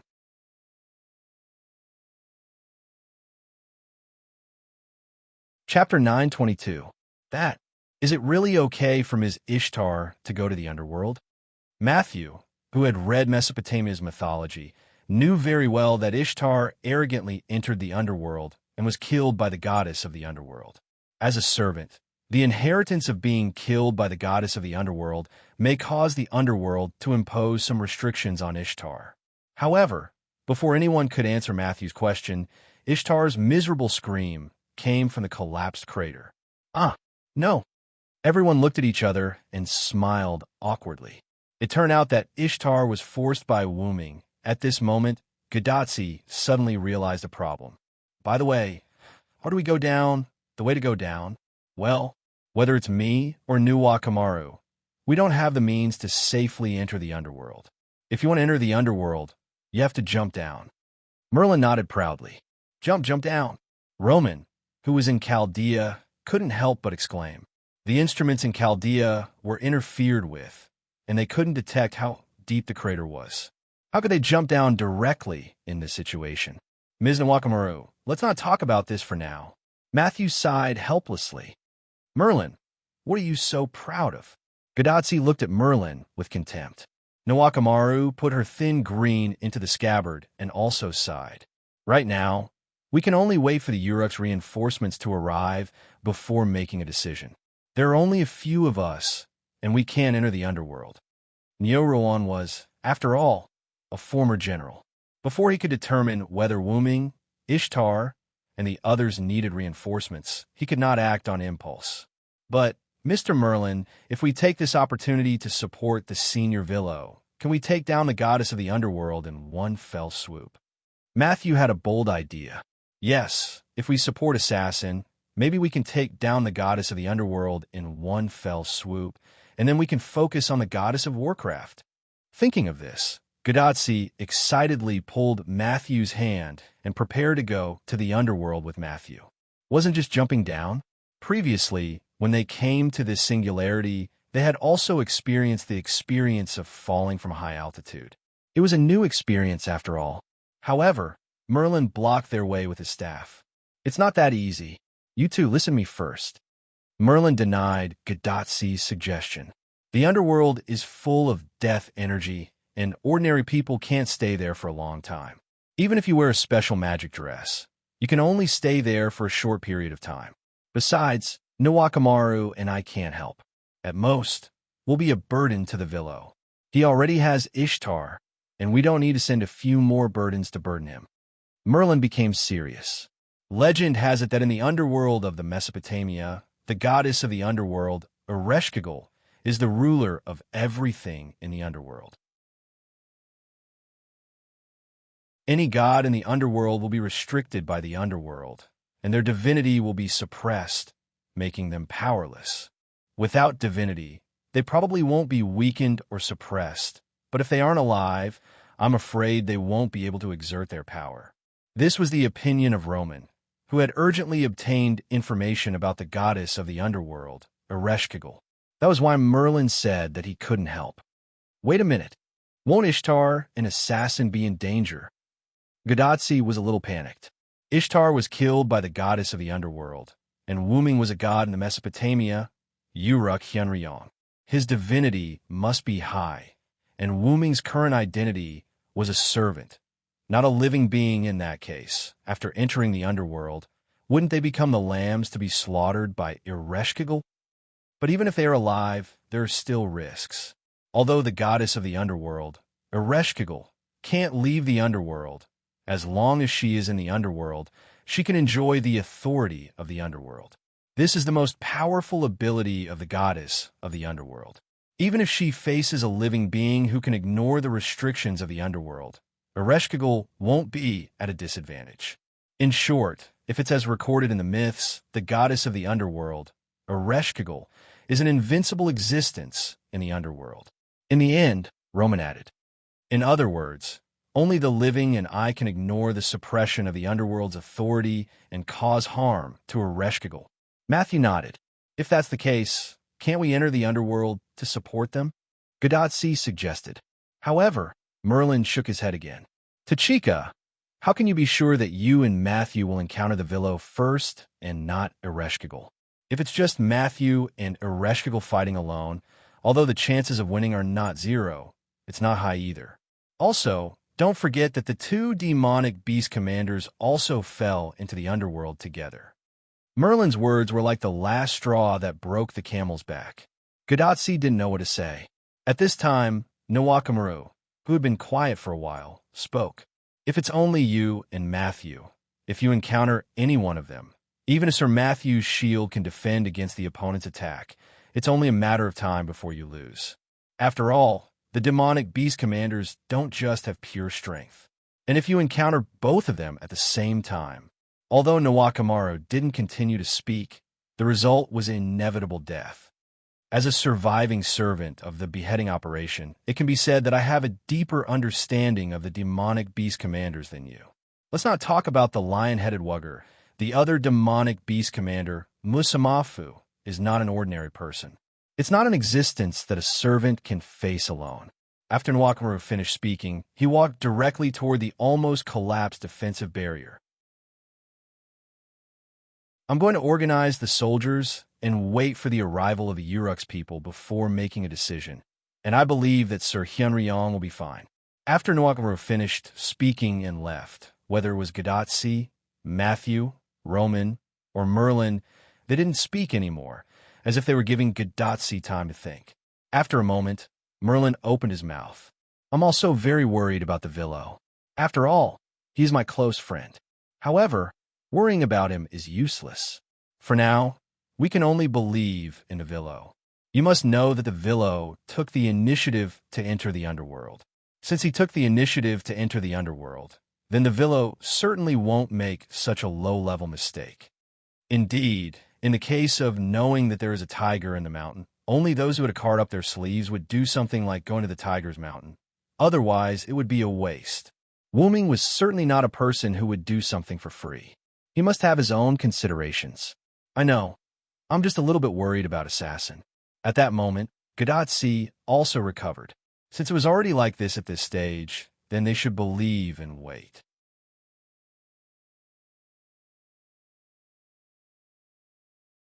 Chapter 923. Deep Underground in the Underworld. After Ishtar's noble phantasm caused the earth to shake, the entrance to the underworld was opened. Wu-Ming brought Ishtar into the underworld. When they arrived at a path that looked like a stone bridge, Wu-Ming let go of Ishtar's ankle and took a deep breath.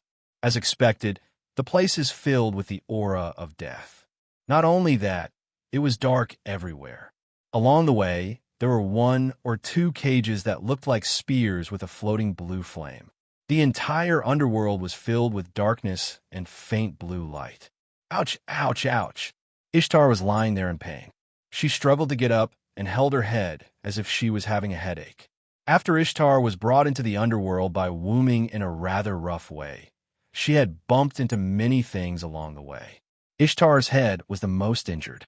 When Wu-Ming let go of Ishtar, Ishtar's head hit the ground first. As expected, I shouldn't have trusted your perverted character. Ishtar rubbed her head as she stared at Wu-Ming fiercely. As Wu-Ming used to deal with Ishtar, he knew her very well. Not only that, Ishtar also had to deal with Wu-Ming. Indirectly, Ishtar also had a good understanding of Wu-Ming. Ishtar already knew that this guy was a perverted person. Now, Ishtar had a deeper impression of Wu-Ming's perverted interests. Ah, you despicable guy. You know that the underworld has a natural suppressive effect on the gods. Why did you bring me in? Ishtar walked up to Wu-Ming in a threatening manner, his eyes ferocious as he vented his grievances. Because we need to chase after the magical beast commander. Wu-Ming naturally turned his head, spread his hands, and shrugged his shoulders with a helpless look. But why did you drag me in? Why don't you just come in yourself? Ishtar hugged her head with both hands. Her eyes were empty, as if she was in the depths of hell. Although the underworld was hell to Ishtar in a way, cough, cough. I'm not feeling too well. Maybe it's because of the death aura in the underworld. That's all. I'm leaving now. You can deal with the matter of the beast commander yourself. To put it bluntly, Ishtar wanted to escape. However, Wu-Ming would not let Ishtar escape. Ishtar, help me kill the commander of the magical beasts and investigate the situation of the goddess of the underworld, Ereshkigal. Buzz. Ishtar's body glowed with a red light, as if she was under a command spell. That was the embodiment of the coercive power of the dependent contract. Yes, yes. Ishtar, who was about to turn around and leave, turned around and answered with difficulty. Oh, damn you, Hyunryong. After that, Ishtar knelt on the ground with her hands on the ground and let out a sorrowful cry that moved even the underworld. Wu-Ming's command from the dependent incarnation was different from the command spell. The command spell's command would be resisted to varying degrees depending on the details, the magic power of the servant, and other factors. The longer the command spell was delayed, the effect of the command spell would gradually weaken. Although the effect of the command spell could not completely disappear, in the end, the servant would be able to control the command spell to the extent that it would not affect them. However, Wuming's command came from the dependent incarnation. Wuming's ability to control his dependent was absolute. However, because Wuming and Ishtar signed a contract related to the magical beasts, Wuming could only use the magical beasts as the main command to forcibly control Ishtar. Under the influence of Wuming's command, the current Ishtar had no way to leave the underworld. Only by completing the command issued by Wuming, Ishtar could leave the underworld. Although it was somewhat inconvenient to use the command related to the magical beast to control Ishtar, there was no other way. The existence of Wuming's dependent was basically voluntary. Only Ishtar was tricked by Wuming to sign a temporary contract. That was to say, the contract between the two would be completely lifted after the magical beasts were eliminated and the goddess of magical beasts was defeated. It was basically impossible to make Ishtar sign a contract with Wuming from the bottom of her heart. If it was really possible to make Ishtar obediently sign a dependent contract from the bottom of her heart, then Ishtar would not be so naughty before. Although Wuming also considered setting a word trap to make Ishtar his dependent permanently, Wuming considered that the disadvantages of making Ishtar his dependent outweighed the advantages, so Wuming gave up on the idea. Although Ishtar was the mistress of the sky in Mesopotamia and was a rather powerful goddess, she was also a willful fool. If Wuming really used a word game to trick Ishtar and make her his dependent, it would certainly solve the problem of Ishtar's willfulness once and for all. However, if Wuming really did that, it would probably be enough for Wuming to suffer. In the end, Wuming would definitely end up tricking himself. Just the attributes of being a fool and a loser could make Wuming suffer. Through the past, Wuming was very sure of this. Let's go, Ishtar. We came to the underworld for business. After knocking Ishtar's head, Wuming took the lead and walked along the road. Damn it, I didn't want to come to the underworld. You were the one who dragged me here. Ishtar was now feeling very wronged. Why am I so unlucky to meet this guy, Hyunryong? God, Father God, where are you? Your daughter is now suffering under Hyunryong. Come and save your daughter. Ishtar, who was clearly a goddess, prayed to God. It was enough to see that Wuming was driving Ishtar crazy. Your father once asked me to take good care of you, and now I have a way to make you obedient. The way was, of course, referring to the dependent contract. Wuming turned around and looked at Ishtar, who was praying with her hands clasped together, but was stunned by Wuming's words. I will teach you well during this time, stupid goddess Ishtar. In the end, Wuming gave Ishtar a rather pleasant smile, but this smile was like the smile of the devil in Ishtar's eyes. At this moment, before Ishtar could look forward to the cruel future, the roar of a magical beast came into their ears. Wuming and Ishtar looked at each other. Both of their eyes were full of solemnity.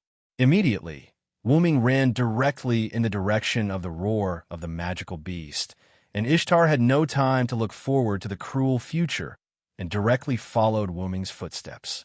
No matter what, dealing with the magical beast was the most important thing at the moment.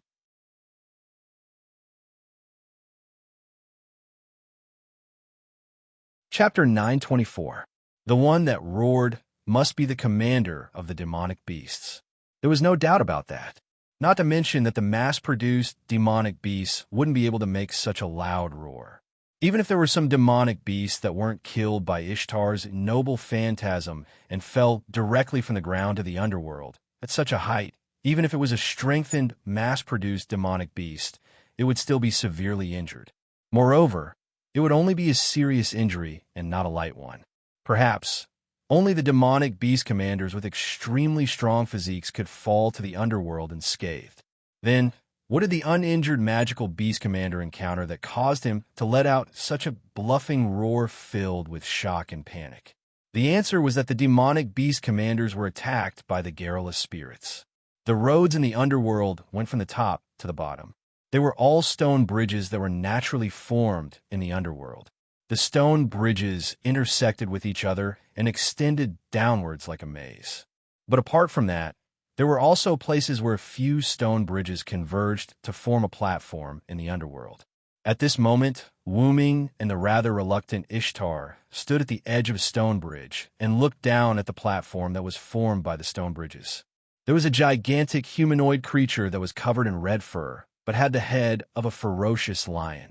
It was one of the 11 demonic beast commanders, the lion-headed Wugger. Surrounding the tall Wugger was a group of skeletons with huge claws that didn't have legs.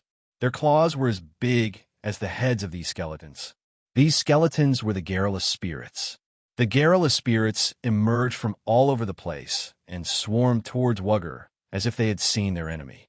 Since these garrulous spirits had no legs and were in the underworld, they all floated in the air of the underworld. Because of this, these garrulous spirits were all over Wudgel's body. His head, back, legs, claws, and even a mane on his neck were all firmly grasped by the garrulous spirits with their giant claws. No matter how hard Wudgel struggled, he couldn't shake off the garrulous spirits. His physical attacks were basically useless against the garrulous spirits because they were spirits. Every time the garrulous spirit was torn apart by a claw, it would recover in less than a second. The garrulous spirit's claws, on the other hand, were firmly fixed on Ajar's body while constantly dealing damage to him. Claw marks appeared on Mount Wudgel, and traces of blood appeared on Wudgel's body, attracting even more garrulous spirits to swarm him. It had to be said that the demon commander's physique was truly tyrannical. If it were a servant, perhaps their spirit base would have already been forced to retreat after withstanding so many garrulous spirits' attacks. However, Wudger was still as lively as ever. Even the angry roar produced by the garrulous spirits was particularly powerful. The demon commander's physique is extremely strong, but it is precisely because of this that they appear to be in a predicament when facing spirits without a physical body. Like a commentator, Wuming said lightly, and Ishtar heard it clearly. However, Ishtar didn't care about it. But this is a demon commander that is comparable to the Father God. The implication was that only those ordinary mass-produced demons lacked the means to deal with spirits. For a demon commander that was not on the same level as a mass-produced demon commander, how could it only have an advantage in terms of physique? Wudgel is the lion of the sun. It certainly can't be that its physique is far beyond imagination. After Ishtar finished speaking, as if to reflect Ishtar's words, Wudgel finally stopped using its claws to deal with the garrulous spirits. Wudgel opened its mouth wide, and a sun-like radiance appeared in the underworld. In an instant, the garrulous spirits that were attacking Wudgel were stimulated and retreated. Some of the garrulous spirits that were particularly close to Wudgel even died from the intense radiance. In the next second, the radiance hidden in Wudgel's mouth turned into flames. The instant Wudgel swung its head to the surroundings, the flames were like rays that shot out in all directions. The fire of the sun engulfed a large number of garrulous spirits, and a large number of garrulous spirits perished in an instant in agony. Although the garrulous spirits didn't let out any screams due to the fact that they were spirits, it didn't affect Wudgel's mood at this moment. Roar! Wudgel let out a victorious roar, and its roar echoed throughout the underworld. Why, aren't you going to attack? Now is a good opportunity to get rid of Wudgel, isn't it? Ishtar looked at Wuming. Although a sneak attack wasn't a good thing, this was war. In a war between humans and demons, the true essence of war was to win by any means necessary. Besides, demons didn't have human rights. A sneak attack would be over. However, Wuming still chose to wait and see. Don't worry, someone will come and take care of this guy. Just by killing a few garrulous spirits, it let out a triumphant roar that resounded throughout the underworld. Who did it think it was? It could only be said that this prototype Wudgel's brain wasn't as good as the prototype Yelidim that Wuming killed. It didn't understand whose territory it was. This was the territory of the Underworld Goddess, one of the three goddesses' alliance. The Underworld Goddess was an existence that was on par with the goddess of magical beasts. Demons of the goddess of magical beasts, why are you behaving so atrociously in my underworld? Why are you provoking me? The voice of a creator resounded throughout the underworld, and Wudjil subconsciously shut its mouth. Ishtar was so frightened that she trembled. At the same time, Ishtar also understood who Wuming was referring to when he said someone will come and take care of Wudjil. It sounded a little like your voice. Wuming glanced at Ishtar. However, Ishtar rolled her eyes at Wuming. What nonsense are you talking about? This voice clearly belongs to Ereshkigal. Ishtar didn't want to talk about Ereshkigal. It could be said that other than Wuming, only Ereshkigal could give Ishtar a headache. After all, Ereshkigal had once stripped, pierced, and killed Ishtar when she was in the underworld. Before Ishtar could recall the past, Ereshkigal spoke again. Since you dare to behave atrociously in my underworld, prepare to die.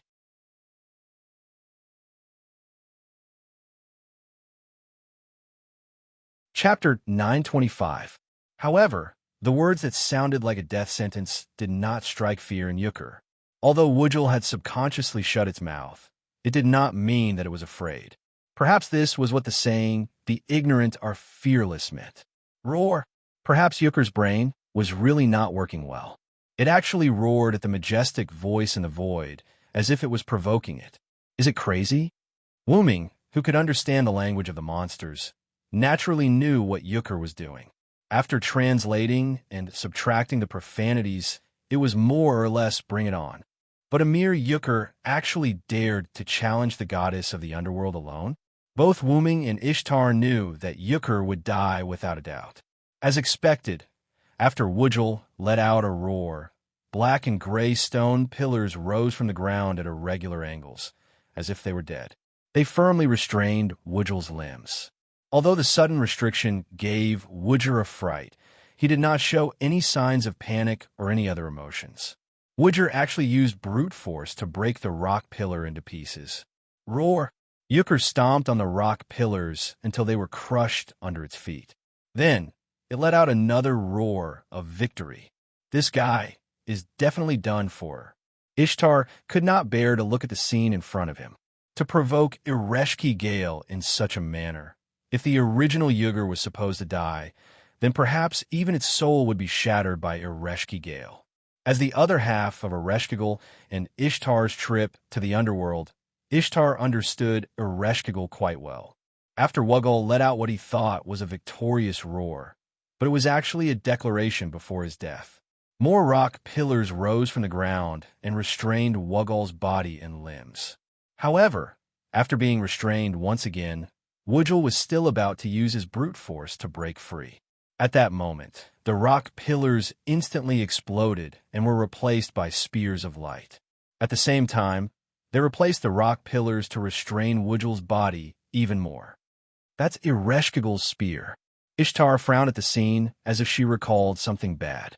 However, the light spears were no different from the rock pillars to Yukar. It was just a matter of whether they looked good or not.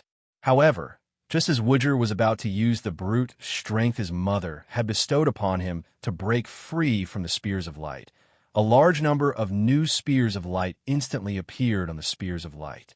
They pierced into Wudjir's flesh, causing him to cry out in pain. Roar, roar, roar. The light spears didn't miss a single part of Yukar's body. From top to bottom, head, neck, shoulders, chest, back, waist, abdomen, legs, knees, arms, and joints, they didn't miss a single spot. And because they pierced into Yukar's limbs, waist, and abdomen, Yukar's brute force was sealed and he couldn't use it anymore. I didn't expect Yukar to be able to withstand this attack. From Ishtar's point of view, being pierced by these light spears in the underworld was basically equivalent to death. But Yukar relied on the strength of his body to prevent all the light spears from piercing into his body. I have to say, I really can't underestimate a magical beast commander. Ishtar's expression turned grave. She finally understood how powerful a magical beast commander was. If she were in Wudjil's shoes, her spirit base wouldn't be able to withstand these spears of light without any defenses. She would have been pierced in an instant. It could only be said that one of the magical beast commanders, the original Wuggal, was not very smart.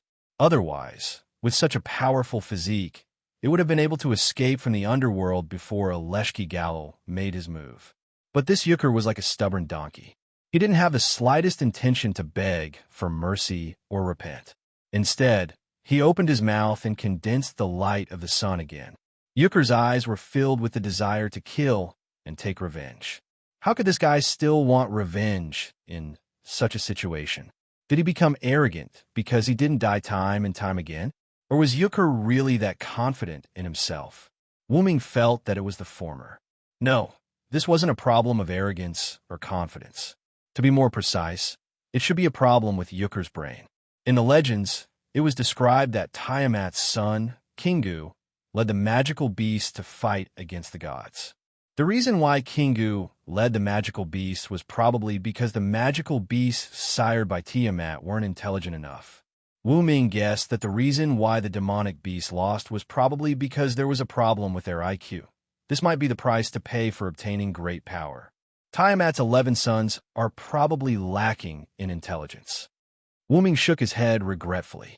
But then, for some reason, Wu Ming's nose suddenly itched and he looked like he was about to sneeze. This gave Ishtar a fright. She hurriedly slapped Wu Ming's mouth. Wu Ming stared at Ishtar. His eyes conveyed the meaning of "you've got guts." But Ishtar stared back at Wu Ming. "Don't drop the ball at this time." Ishtar looked at Wu Ming with a dissatisfied expression. Just as Wu Ming was about to have a problem, Wu Jire also had a problem. In the next second, a garrulous spirit that was several times larger than the other garrulous spirits and about the same size as Yukur appeared above Yukur. This garrulous spirit held a huge, slender spear of light and slowly raised it high. Die! The garrulous spirit, who issued the majestic voice of a Reshki Gal, was like the grim reaper who granted equal death to the people of the world. It raised its spear of light high up in the air and thrust it at Yukur. At this moment, Yukur finally sensed danger. If the spear of light pierced him from above, he would not be able to survive. As for whether he could pierce through its skull, Wujul didn't have the slightest confidence this time, because Wujul recognized that the huge, garrulous spirit above its head was actually the goddess of the underworld herself. The spear of light in her hand was a genuine artifact that far surpassed the toughness of a magical beast's body. Roar! A beastly howl came from Yukur's mouth. It seemed that Yukur had sensed that true death was approaching. Poochie!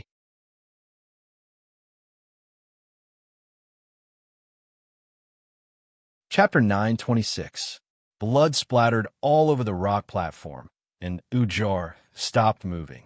Wu Ming, who had witnessed such a cruel scene, did not do anything. Ishtar, who did move, only felt pity for Ujar's intelligence. No wonder these demonic beast commanders have not taken down the humans even after 3 months. It's because of their intelligence. Ishtar had to admit that King Gilgamesh was indeed a virtuous king, but the intelligence of the demonic beast commanders was also a major factor that affected the demonic beast battlefront. All right, the demonic beast commanders have been eliminated. Let's go, Ishtar said, and wanted to leave quietly without alerting Ereshkigal. But haven't you noticed?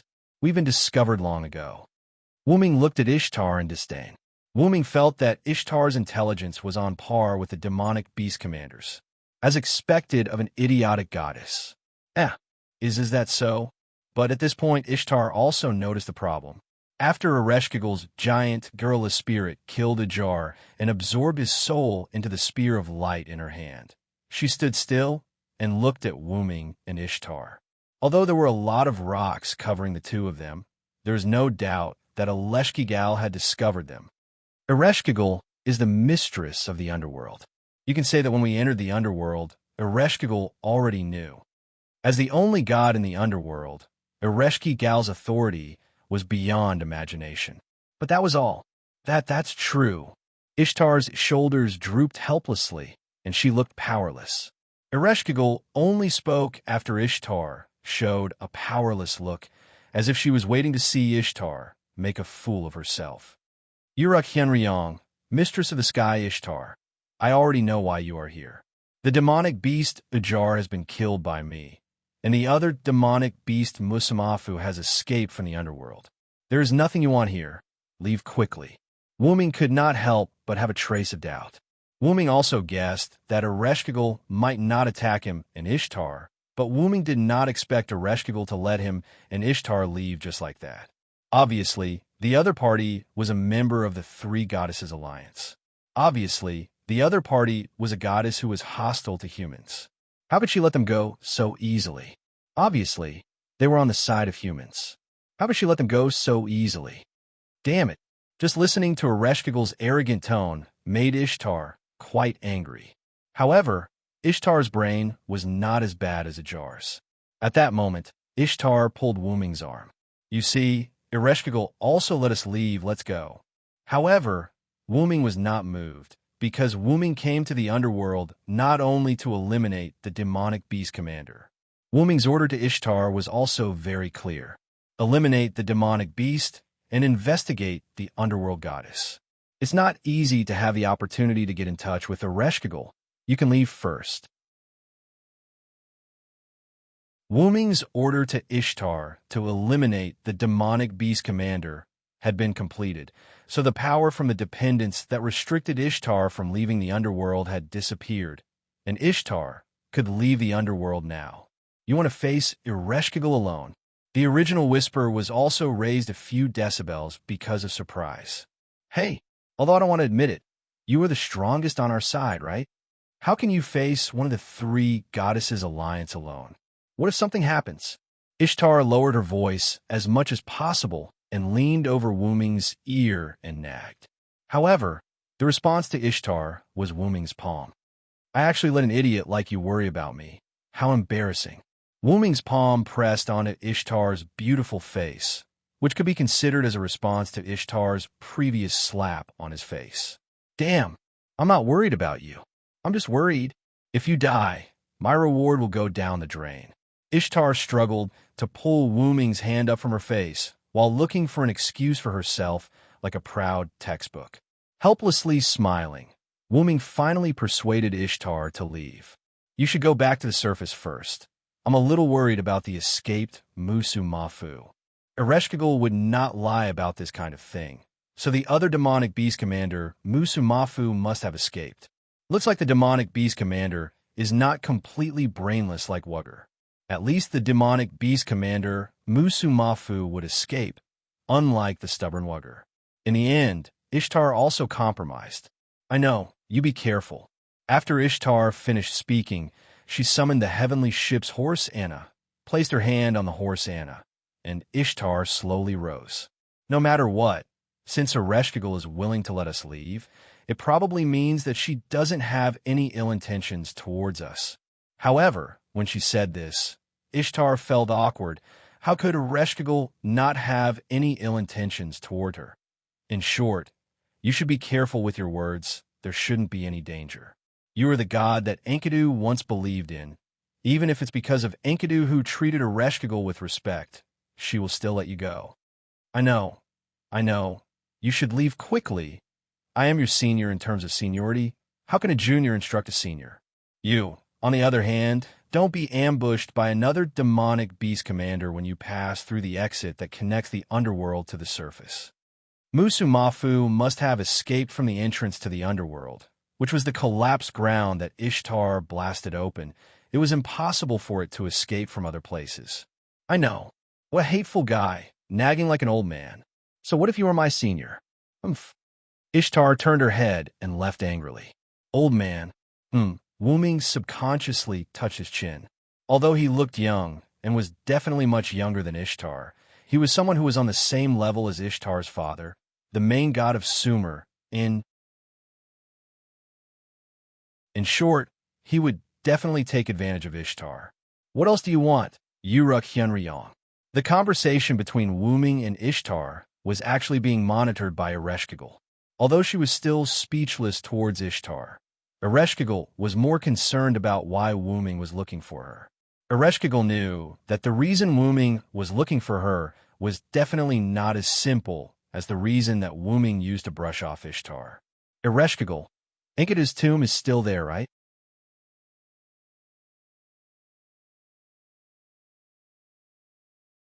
Chapter 9:27. That's right.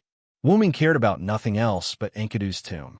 According to Gilgamesh of this world, after Enkidu of this world died, because Enkidu treated Ereshkigal with respect when he was alive, his corpse was buried in the underworld by Ereshkigal.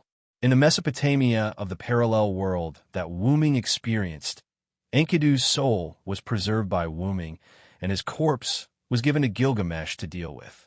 It was probably buried in the underworld as well. After all, regardless of which world Enkidu was in, he respected Ereshkigal. Enkidu's tomb, the huge garrulous spirit that Ereshkigal transformed and shook its body and rejected Wuming in the end. Why should I tell thee? As it spoke, the huge garrulous spirit's skeleton emitted a scarlet and terrifying light as if it was angry. I allowed you to leave because you only entered the underworld to hunt down magical beasts and didn't behave atrociously. I haven't even punished you for the crime of exploding the sky of my underworld. However, Wuming was not flustered at all. After the gods disappeared, the underworld should have disappeared as well. It's only because of your reappearance that the underworld returned with you. However, the underworld that returned with you should only be a part of it. Hearing this, the huge, garrulous spirit maintained its fierce posture, but did not continue with its next move. Wuming was right. If it was the underworld of the past, it would have spread throughout the entire Mesopotamia. However, after the gods disappeared, the mysterious existence of the underworld also disappeared. However, because Ereshkigal descended as a servant, as a goddess who could not leave the underworld naturally appeared with Ereshkigal. However, because it was an accessory of Ereshkigal, the underworld didn't appear as widely as before. You've guessed correctly. The underworld is indeed limited to Khuzar City and the surrounding areas. Ereshkigal admitted to it. Coincidentally, Khuzar City was located in the northwest of Uruk. It was near the place where Ishtar had blown up half of the plains with her relic. That was why the underground of that place was connected to the underworld. And seeing Ereshkigal admit it, Wuming also gave an answer to this problem. If that's the case, you can move the underworld. That way, the entrance that was blasted open will no longer be an entrance. It will just be an ordinary hole. If it was only a part of the underworld, Ereshkigal could move it with her authority. Although the process might be slow and long, Ereshkigal could do it. Why should I choose to give in? The gigantic, garrulous spirit that represented Ereshkigal was a little annoyed. Wasn't it the same as asking Ereshkigal to move a part of the underworld that came with her? Wasn't it the same as asking Ereshkigal to show that she couldn't defeat it? I'm doing this for your sake, Ereshkigal. Don't forget about the monster that escaped. It will definitely report the general location of the underworld to the goddess of magical beasts. It's a terrible thing for the base camp to be discovered, isn't it? This made Ereshkigal fall into deep thought. Indeed, because of its body, Musumaf didn't fall directly into the depths of the underworld like usual. Instead, it fell very close to the ground. Moreover, it had a snake body, so it quickly climbed up the cliff and escaped from the underworld. If it really returned to the northern fir forest, it would definitely know about the situation in the underworld. In a situation where he was unable to leave the underworld, and the opponent still had several magical beast commanders with extremely strong physiques, Ereshkigal would indeed be at a disadvantage. Although Ereshkigal knew that the goddess of magical beast base camp was in the fir forest, she couldn't leave the underworld. It was only a few nights ago that she could use Ishtar's body, which represented her, to walk on the ground. Now that Ishtar was with Wuming and the others, the idea of using Ishtar's body to walk on the ground had become unrealistic. After saying so much, aren't you still thinking for the sake of humans? Although she didn't know why Wuming would suggest that Ereshkigal move the underworld, Wuming's actions were definitely not harmful to humans. Even if it wasn't for the sake of humans, it definitely wouldn't affect humans. Today, I will tell you that my underworld has already begun to expand and move. Once it succeeds, I I will capture all the souls of humans and bring them to my underworld. I will build a kingdom of the dead filled with souls. In other words, you are protecting humans in disguise. Wuming's words stunned Ereshkigal, and she didn't know what to say. If it were any other gods other than the few Sumer gods who truly love humans who say that they want to protect humans, I might be suspicious. However, if it's you, Ereshkigal, I'm willing to believe it. Ereshkigal had been in the underworld since she was born until the gods retreated and the gods disappeared. It could be said that she didn't have much contact with the outside world. Moreover, because of her fixed position, Ereshkigal didn't have any thoughts of fighting for a god's position. She had been diligently taking care of the underworld. How could a god like her, who was destined to be restricted for her entire life, have any desire? Humans were born with good natures. It was the same for gods. A god who was set up after birth and didn't have much contact with the outside world didn't seem like a god who would harm humans. Although Wuming had never met Ereshkigal before, Wuming believed that Ereshkigal, who had been diligently taking care of the underworld for her entire life, wouldn't become an existence that opposed Mesopotamia. Most importantly, Ereshkigal buried Enkidu's body in the underworld because Enkidu treated her with respect. A god who could make Enkidu treat her with respect couldn't possibly be an evil god, right? What are you saying? The huge garrulous spirit's tone suddenly changed. This made Wuming jump, and he froze on the spot. This voice was almost exactly the same as Ishtar's. However, there was a shyness in this voice that Ishtar didn't have. Ereshkigal, who realized that something was wrong, immediately adjusted herself. Ahem. Anyway, my underworld will be decided by me. I will send the garrulous spirit and thou to guide the way. Once you're done inspecting Enkidu's tomb, leave immediately. As soon as she finished speaking, the huge, garrulous spirit turned into a blood-red liquid and melted into the rocks of the underworld, disappearing.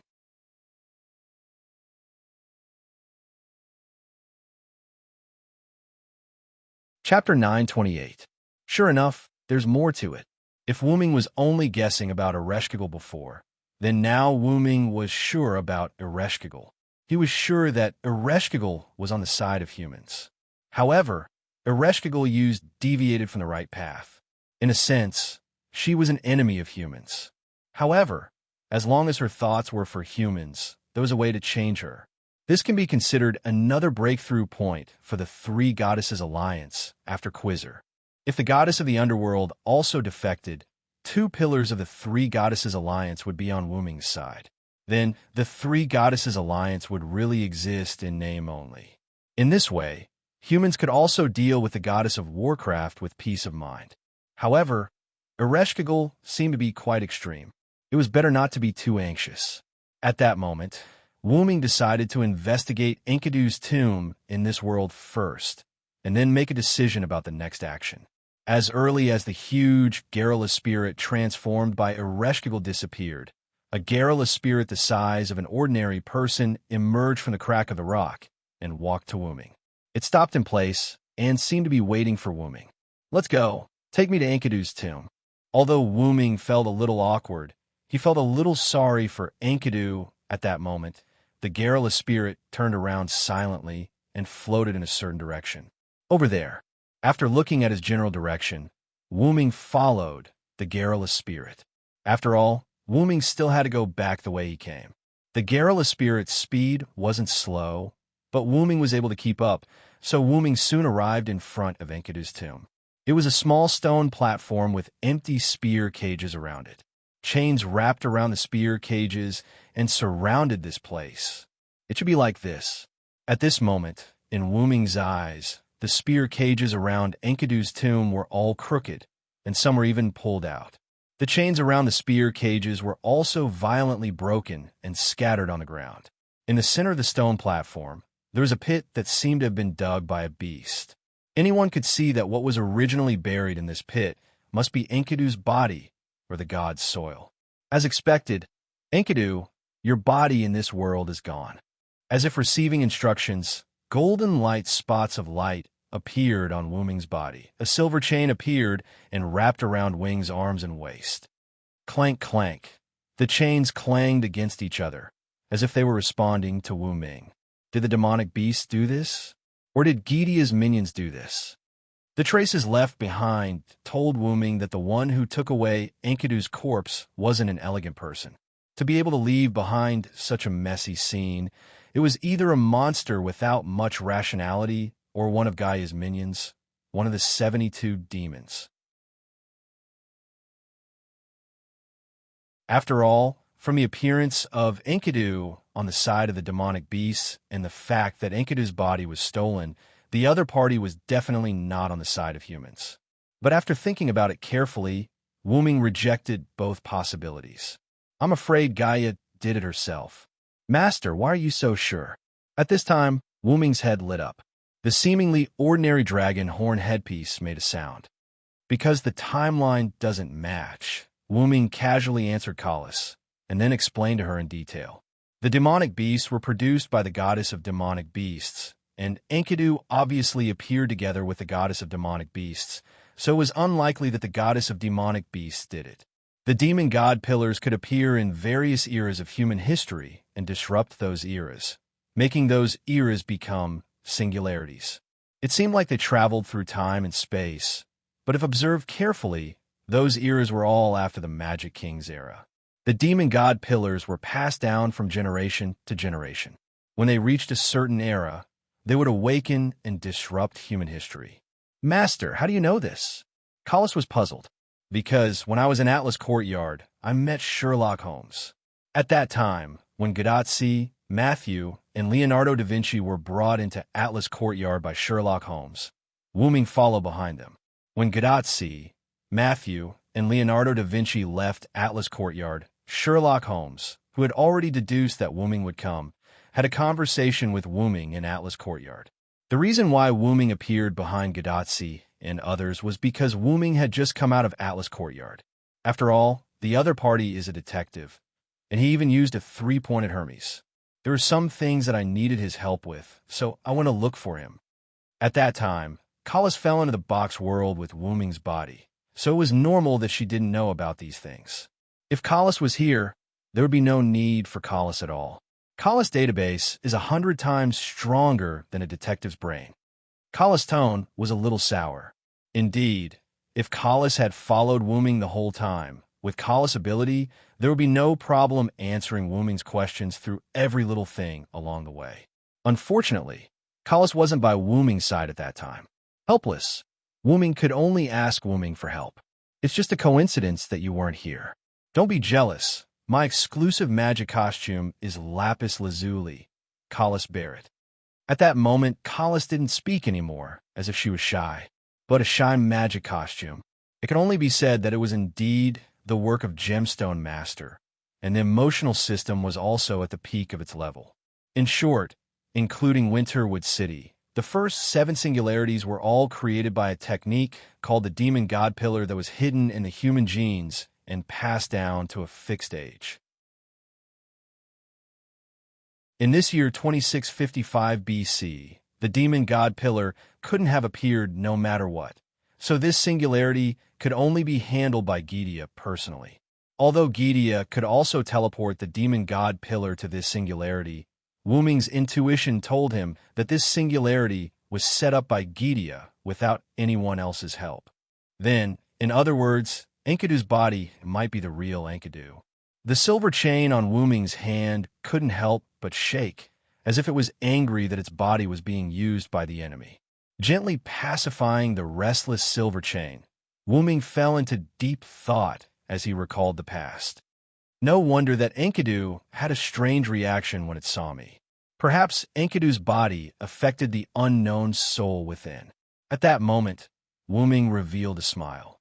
But since it's the real Enkidu in a certain sense, it's very advantageous for us. Because the only god that Enkidu believed in and served was the Uruk Hyunryong, which was also Wu Ming himself.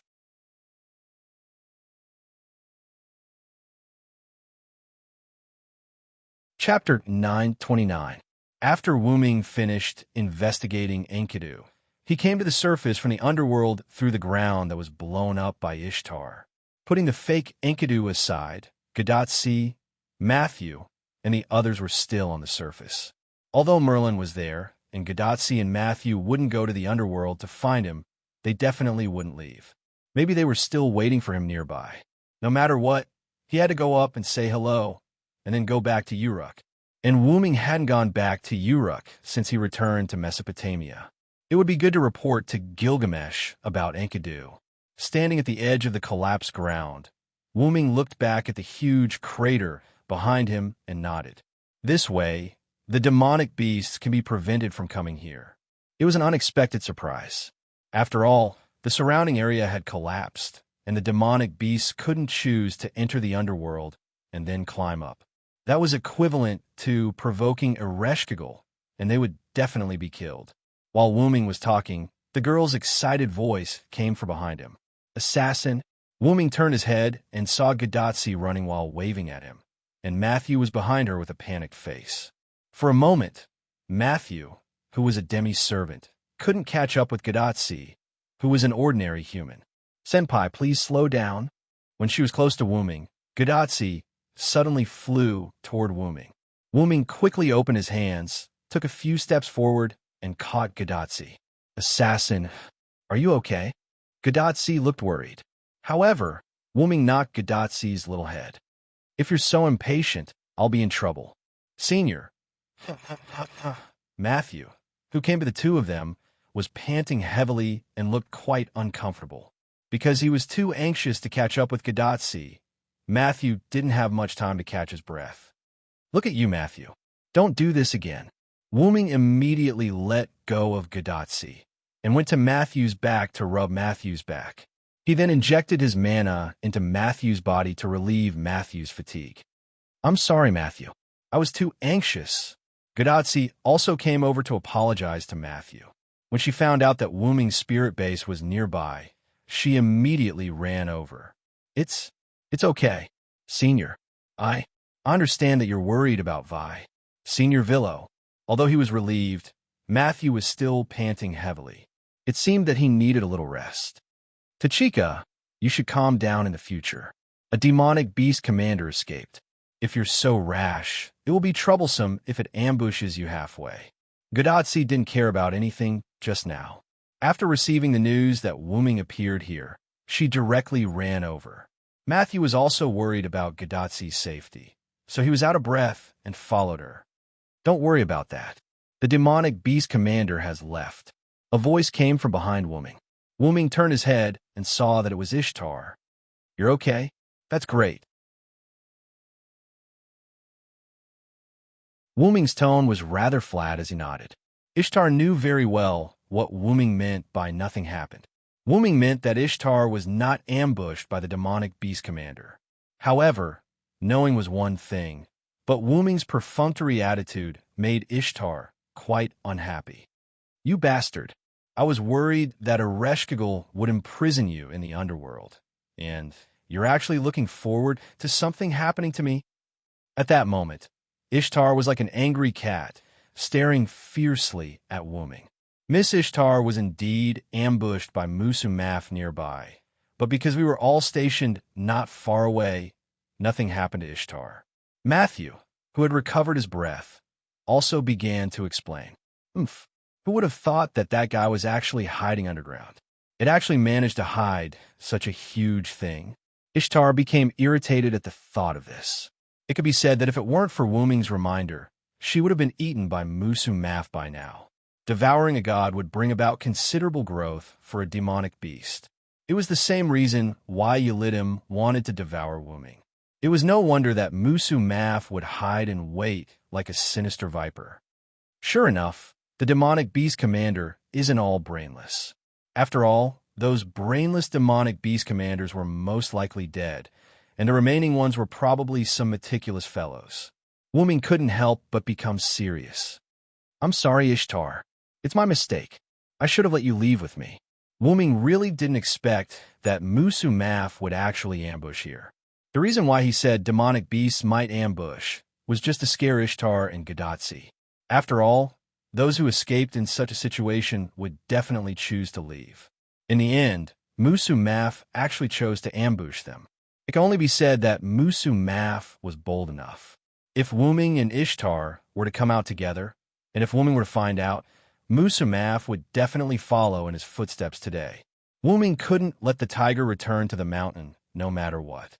Wuming really regretted that he didn't let Ishtar stay a little longer. Wuming's regretful expression in Ishtar's eyes turned into self-blame for her danger, which made Ishtar didn't know what to say for a while. Wuming apologizing to Ishtar in such a serious way was really rare for Ishtar. It could be said that it was basically impossible for such a situation to happen. The relationship between the two was actually not that bad, but basically every time they met, they would have to mock and ridicule each other. It had almost become a habit. Ishtar was also affected by the girl's body this time as a pseudo-servant, so she didn't quarrel with Wuming. However, Wuming wasn't a pseudo-servant, and he wasn't affected by it. How could he apologize so easily? This made Ishtar feel quite awkward. At the moment, Ishtar also began to speak hesitantly.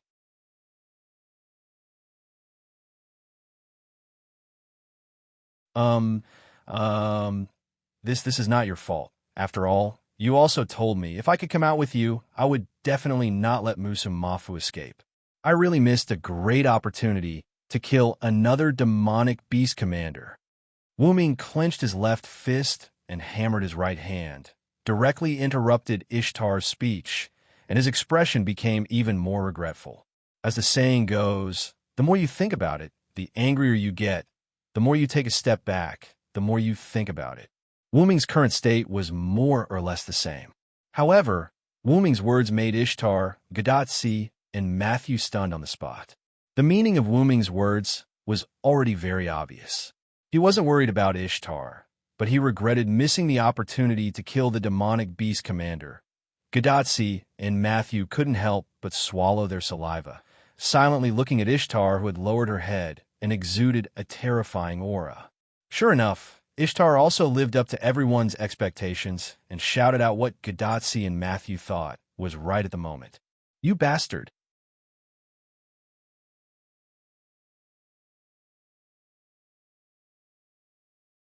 Chapter 9:30.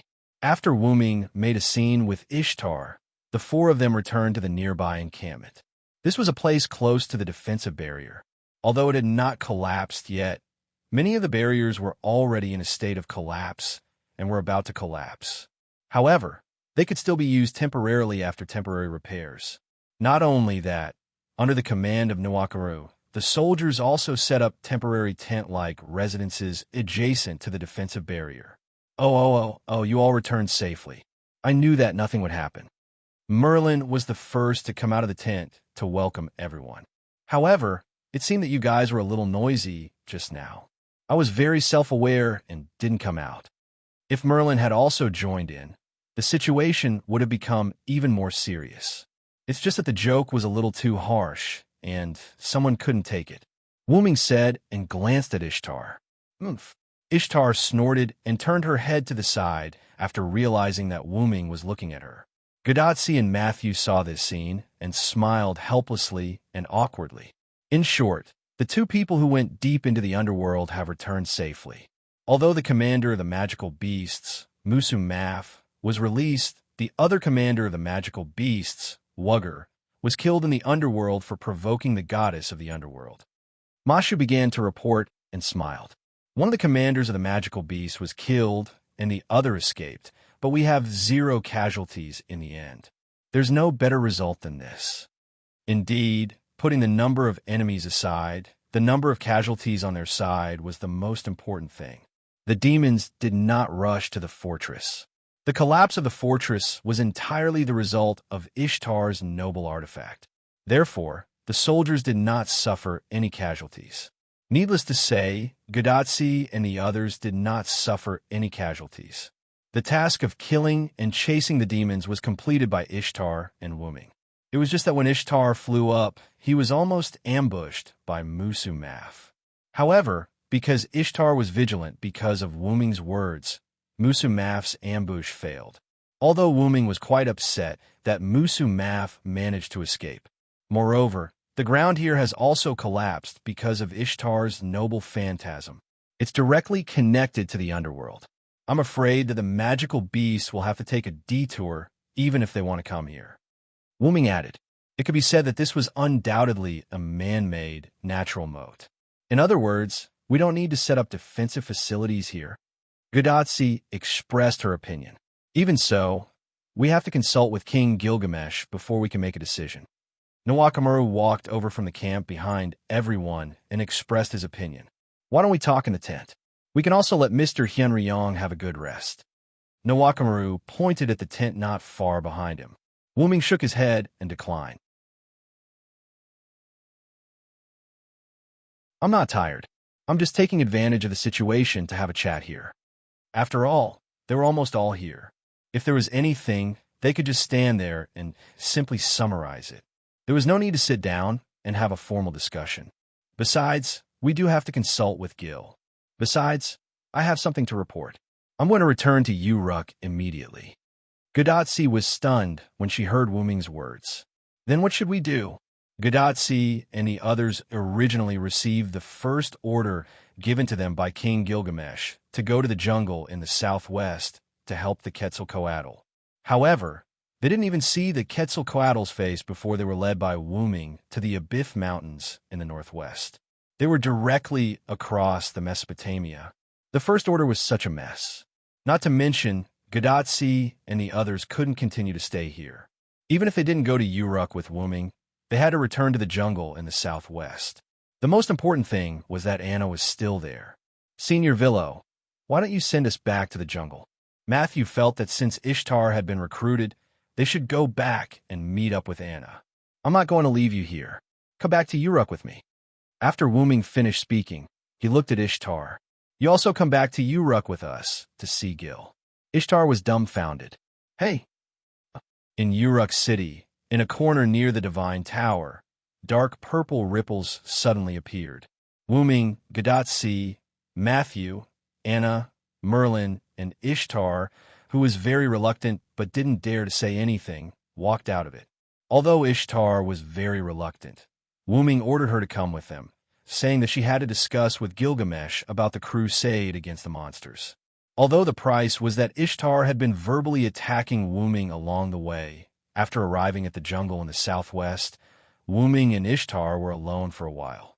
Gadotsi and the others didn't know what happened, but Ishtar became much more obedient after returning to the team.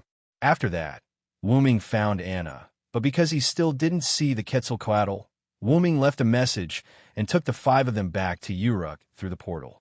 Oh, once again, we reached our destination in an instant. Gadotsi exclaimed in surprise. No matter when I see it, Senior Villo's ability is always so magical. Matthew seemed to be enjoying himself. BZZT, BZZT, BZZT. Every time you enter this strange space, the connection between you and Chaldea will become abnormal. BZT, BZT, BD. Roman's voice was heard from Gadotsi's bracelet along with the abnormal signal. Villo's ability is probably different from spatial magic and teleportation magic. It's not something that humans can use, so it's normal that Chaldea can't detect it.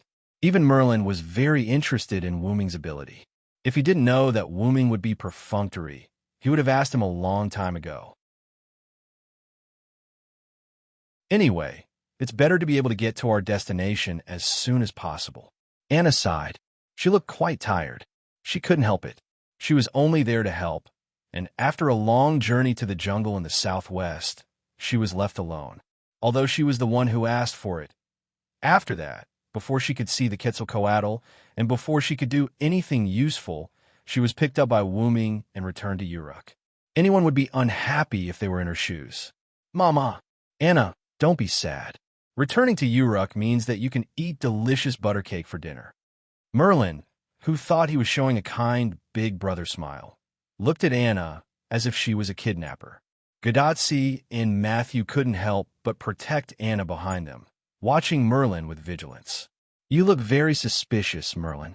Mr. Merlin, please behave yourself. The two were like parents protecting their child, and they mocked Merlin with disdain. This made Merlin feel quite hurt. You are being disdained, Merlin. Wooming also joined in. Ma! Merlin didn't know what to say. He could only smile and shrug his shoulders. After a few seconds of silence, everyone couldn't help but burst into laughter. It's important to be able to maintain a happy mood in the singularity, but you guys shouldn't always bully Merlin, because I always feel the same way. This was the speech of Roman from Chaldea, who was given a pessimist, a coward, and other negative titles by a large number of servants. Huh? What is this speech of a soft-footed shrimp that does not know how to read the atmosphere? Said Ishtar, in a rare moment. After all, after being taught a lesson by Wooming, Ishtar didn't speak again, or rather, she didn't dare to speak again. However, when Ishtar opened her mouth, she was still annoyed. By the way, what's the matter with the tent? There were no tents in Mesopotamia before I left. Wooming suddenly remembered the temporary residences that Nuwakamaru commanded the soldiers to build before. Those residences were all tents, which gave people the feeling of a military camp. After all, Mesopotamia was made of clay, and the materials and cloth needed for tents were still scarce. However, if Gilgamesh wanted to, he could definitely invent such a thing.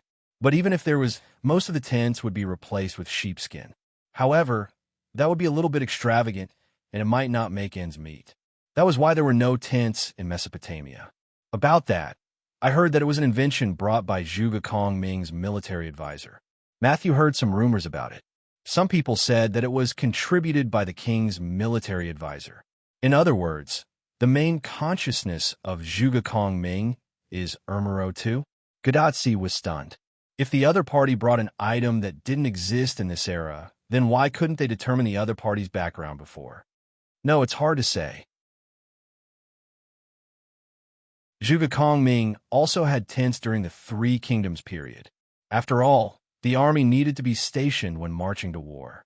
Wooming thought of such a possibility.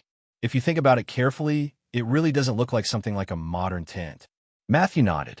Moreover, in Matthew's opinion, whether it was Ermero II or Zhuge Kongming who was the main consciousness, both of them could do this. After all, no matter who was the main consciousness, both of them had knowledge about military tents. Both of them could use their professional skills to create military tents, which are convenient places to live in the wild. It was better to teach a man how to fish than to give him a fish. After making a sample, the construction method would be taught to the soldiers, and then all they needed to do was mass-produce the materials. What is the background of that person? Merlin must know, but he didn't tell us. What a disappointment. Gadotsi let out a sad cry and looked at Merlin with complaining eyes. After all, if Merlin told the truth, they wouldn't be so concerned. Ha ha ha. Don't worry, it's best to find out for yourself, and we'll be able to see the other party soon, so there's no need to rush. Merlin was still thick-skinned. Sure enough, Merlin is terrible. As expected of Anna, her words were still so sharp. As if ignoring Roman, the few of them chatted as they slowly walked towards the divine pagoda. Only Roman, who was in Chaldea, looked like he couldn't be revived. So I've been ignored. After that, Leonardo da Vinci, who was drinking coffee, smiled helplessly. You have to pull yourself together, Romani. You have to eat your own fruit. Although Leonardo da Vinci's eyes were overflowing with joy. Yes, while Roman was being comforted by Leonardo da Vinci, because the location of the portal was very close to the Tower of God, Wooming and the others had already stepped into the Tower of God. The soldiers they met along the way all showed surprise and respect to Wooming and Ishtar, but after seeing that the two brought people from the Chaldean embassy, they were worried that their greetings would delay the other party's important matters, so the soldiers didn't say anything to Wooming and Ishtar. However, they also bowed respectfully to Wooming and Ishtar before they obediently left. Sure enough, assassin as a Hyunryong is very popular in the Uruk. After another soldier silently left, Gadotsi suddenly spoke. After all, I'm a Uruk Hyunryong, and I'm completely different from Ishtar when I'm a god. I've always taken care of the humans. Seems like that's true.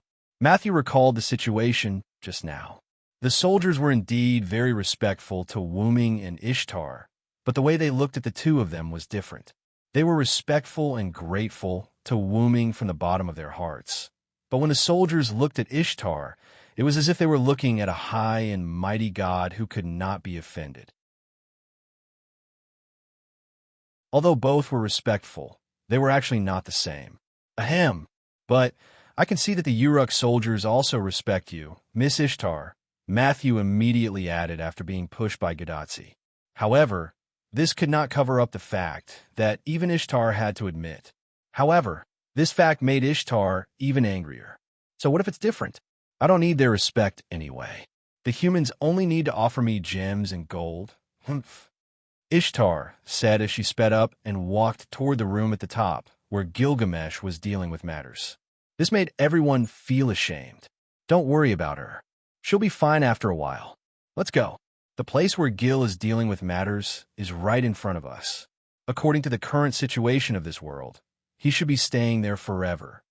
When they arrived at the door at the top of the Divine Tower, the soldiers guarding the door were shocked when they saw Wuming and Ishtar. They immediately knelt down respectfully. Lord Hyunryong, Lord Ishtar, welcome back to the Uruk. Wuming had indeed left because of the battle with Gorgon, and Ishtar had left the Uruk because she was always running around. She was often not in the Uruk. In short, the two of them were indeed welcome back. Is the king inside? Wuming asked the two soldiers who stood up. Yes, Lord Hyunryong. King Gilgamesh is dealing with matters. Lord Siduri and Lord Baiqing are also inside. However, this was just a routine inquiry. After all, the door was so big that Wuming had already seen the situation inside. Gilgamesh sat on the throne, constantly picking up and putting down the slate and quickly dealing with matters. Siduri stood beside Gilgamesh to help record things. As for Musasobo Benkei, he stood under the throne with his eyes closed, waiting quietly. Let's go, Wuming said as he took the lead and walked into the room at the top of the Divine Tower where Gilgamesh dealt with government affairs.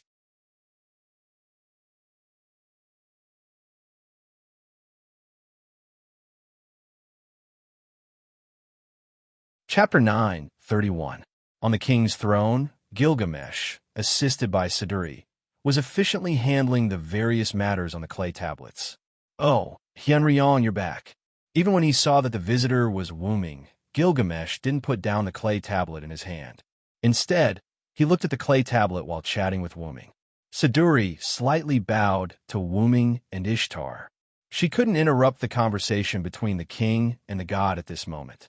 Moreover, she still needed to classify the clay tablets that Gilgamesh processed, so she couldn't get away for a while. After all, I was tricked by Gorgon. How can I not come back? Wuming responded to Gilgamesh with a gentle smile. Ah, yes, it's not in your character to not respond to Gorgon. Gilgamesh put down the clay tablet in his hand. This was the last one that needed to be processed. Afterward, Gilgamesh raised his head and looked at Wuming, one high and one low, and smiled. If people who didn't know saw this scene, they would probably think that this was a beautiful scene of the king and his subjects having a heart-to-heart talk. However, Gadotsi felt that something was wrong. It was as if Gorgon, who Wuming and Gilgamesh were thinking about, was going to be in big trouble. Then, Gilgamesh looked at Siduri, who had already sorted the clay tablets. Siduri passed the processed clay tablets to the various departments. Yes, king, I'll do it right away. After Siduri bowed, she and the guards ran down from the king's throne with a portion of the clay tablets. Just when she passed by Wuming and Ishtar, Siduri paused again and bowed to the two of them. Unlike Gilgamesh, Siduri still respected the gods, especially the Uruk Hyunryong and the Uruk city god Ishtar. Oh, isn't this the stupid goddess who ran away from home? How did you know to come back today? Gilgamesh tilted his body and supported his chin with one hand, as if he had just noticed Ishtar. His tone was full of sarcasm. Ishtar would definitely explode if she heard Gilgamesh's words, but Wuming glared at Ishtar, indicating that she shouldn't mess around and stay put. Like a powder keg that had expanded to the limit but couldn't explode, Ishtar pouted, clasped her hands, and turned her head away. There was even a faint mist above her head. Oh, looks like you've trained this stupid goddess well, Hyunryong. Gilgamesh was surprised by Ishtar's forbearance. Although he didn't show it on his face, Gilgamesh was actually very surprised. After all, anyone who knew Ishtar knew that she and Gilgamesh were the most incompatible. Even Wuming's relationship with Ishtar was better than Gilgamesh's relationship with Ishtar. But in the face of Gilgamesh's sarcasm and ridicule, Ishtar actually endured it. If it weren't for the fact that Ishtar's divinity in front of him really belonged to Ishtar, Gilgamesh would have thought that someone was pretending to be Ishtar. "I just used some small tricks, King. I think if it were you, you would have guessed my tricks even if I tried to hide them." In an instant, Gilgamesh understood what Wuming meant by tricks. It was nothing more than starting with Ishtar's weakness, probably using money to coerce her. That was indeed the case. When Ishtar knew that she would be forced by Wuming to follow him to the Uruk, Ishtar cursed Wuming, and all kinds of rumors and slanders blurted out. Although it wasn't to an amazing extent, after Gadatsi, Matthew, and others heard it, it could be said that it changed the image of Ishtar in their hearts. After that, Wuming briefly separated Ishtar from the crowd in the southwest jungle. During this period, Wuming said something to Ishtar. "If you can listen to me obediently and keep your mouth shut, I will fight for a tenth of the Babylon treasury for you as your reward." This made Ishtar's eyes suddenly shine, but Wuming's request was not that simple. "Of course, if you can hold back when facing Gil, I will fight for a tenth of the Babylon treasury for you as an additional reward. However, if you don't listen to me and can't hold back, all these rewards will be canceled, and your original rewards will be reduced by half." The first half of the sentence made Ishtar's eyes shine even brighter, but the second half of the sentence made Ishtar's eyes shine even brighter. Ishtar began to calculate in her heart. If everything went well, she could finally get 25% of the treasures in the Babylon treasury, which was a quarter.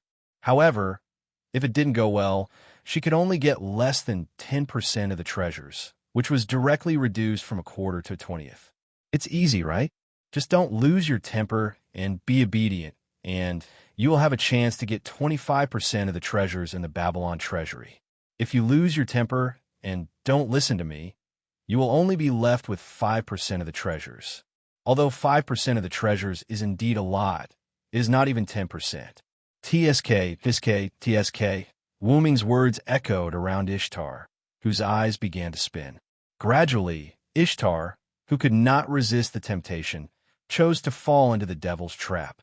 Ishtar covered her head, and her eyes were downcast as she finally made the final decision. I know. I will be obedient." The power of money once again played its role. In short, Gilgamesh's guess was not far from the truth. Gadatsi and the others thought that Ishtar had become so obedient because of the influence of the forced contract. Who would have thought that Wuming would still use money and treasures to make Ishtar choose to compromise? This king is so happy today. This king will not pursue the crime of abducting Chaldea that this king sent to support the Quetzalcoatl. Gilgamesh could not help but look at the Chaldea led by Gadatsi. Although they were Chaldea, only Gadatsi and Matthew could be considered as Chaldea's people.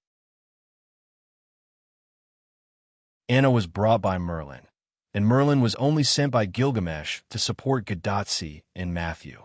Although Olga Marie and her vampire follower Parmelia had completed their seclusion at the end of the previous singularity, according to Roman's explanation, the Holy Grail that sealed the entire concept of Florence underwent a mutation.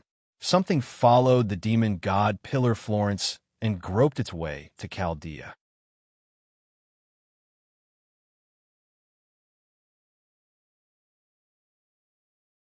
Chapter 932. Although Chaldea was located in the Antarctic continent, other than Chaldea, all other places were burned by Gidea.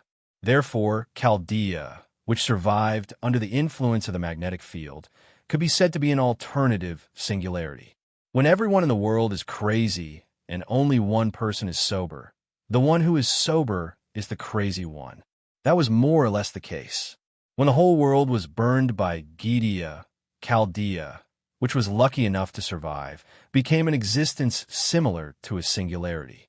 To put it simply, Chaldea could no longer be regarded as an institution that still existed in the Antarctic continent. Chaldea should be treated as an existence similar to other singularities. Therefore, if someone wanted to invade Chaldea, they must first find Chaldea. However, this was full of difficulties. The reason why Chaldea was able to discover singularities was because Chaldea had three important things: Earth Environment Model, Chaldea Yasnir Future Observation Lens, Sheba's Psychic Calculation Device, Trismegistes. With the cooperation of the three, singularities could be discovered, and through Chaldea's psychic transfer technology, human masters could be sent to various eras.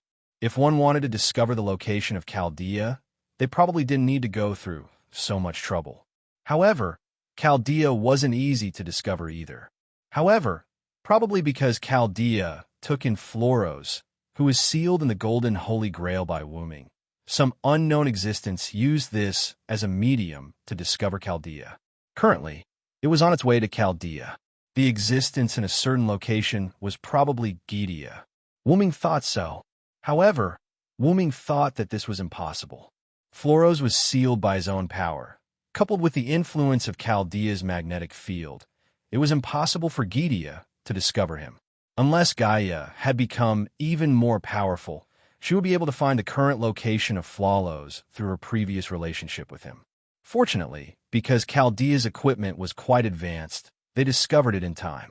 After that, Olga Marie used her half-mature third method to cooperate with her vampire follower, Parmelia, to add an additional layer of seal to the Holy Grail that sealed Floros, preventing the unknown existence from advancing. However, the price was that Olga Marie and Parmelia couldn't leave the Golden Holy Grail that sealed Floros for the time being. Therefore, Roman was still the commander, and Parmelia couldn't go to the singularity in Mesopotamia with Gadotsi and Matthew. However, if Olga Marie was the commander in Chaldea, there was a high chance that she would quarrel with Gilgamesh. After all, with Olga Marie's temper, how could she tolerate Gilgamesh making Gadotsi and Matthew spend so much time doing odd jobs? Fortunately, Roman was the temporary commander. After all, Roman's personality was more gentle. For example, at this moment, Roman, who was monitoring in Chaldea, was in a mess because of Gilgamesh's speech. What should we do? Leonardo da Vinci? I guess that King Gilgamesh would be angry? On the contrary, Leonardo da Vinci was quite calm. Isn't the Villos still with Tachika and the others? Don't worry, Wooming wouldn't let Gadotsi and Matthew be punished. But in fact, Gilgamesh had no intention of punishing the two at all. However, he still had to say what needed to be said.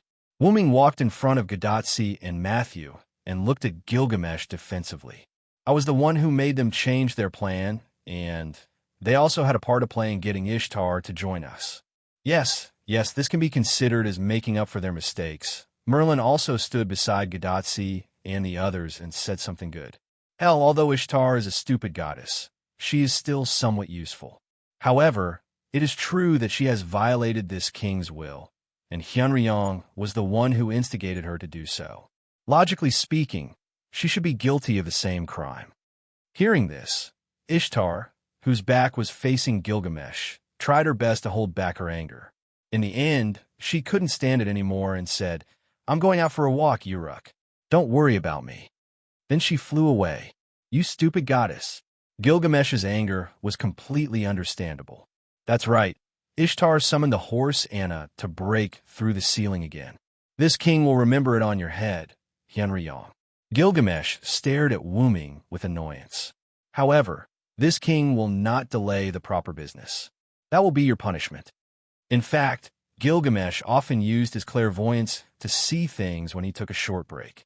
Coincidentally, Gilgamesh inadvertently saw the matter between Wooming and Gadotsi and the others. Therefore, Gilgamesh knew very well that Gadotsi and Matthew did not actually see the contents of the slate that he asked the small pterosaur to send to the south. In fact, Gilgamesh only wanted to train Gadotsi and Matthew.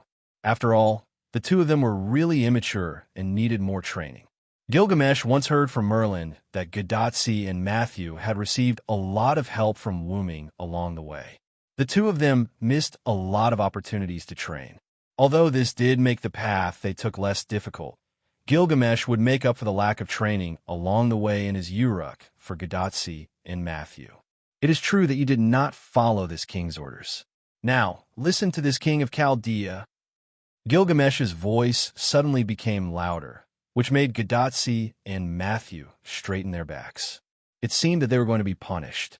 Yes, Gadotsi and Matthew responded in unison. You have indeed made a certain contribution in welcoming back the Uruk god, but you did not have the slightest effect on stopping the demonic beasts that crossed over the northwest mountains. Therefore, your merits cannot offset your faults.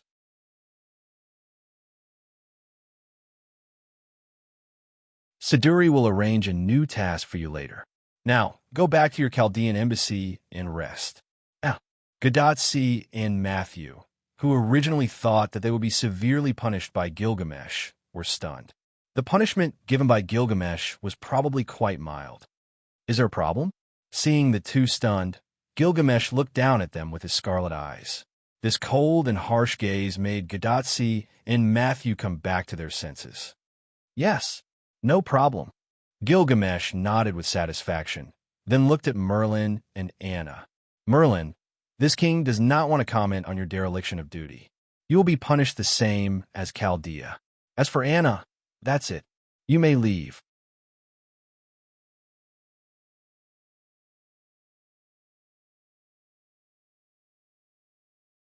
Chapter 9:33.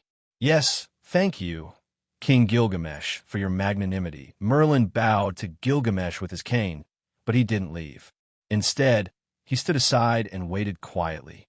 Anna didn't speak. She just bowed slightly to Gilgamesh, then left the throne room. She was just a follower abducted by Merlin. It was only because of the agreement with Merlin that Anna obediently stayed in Uruk. And Gilgamesh also recognized Anna's identity.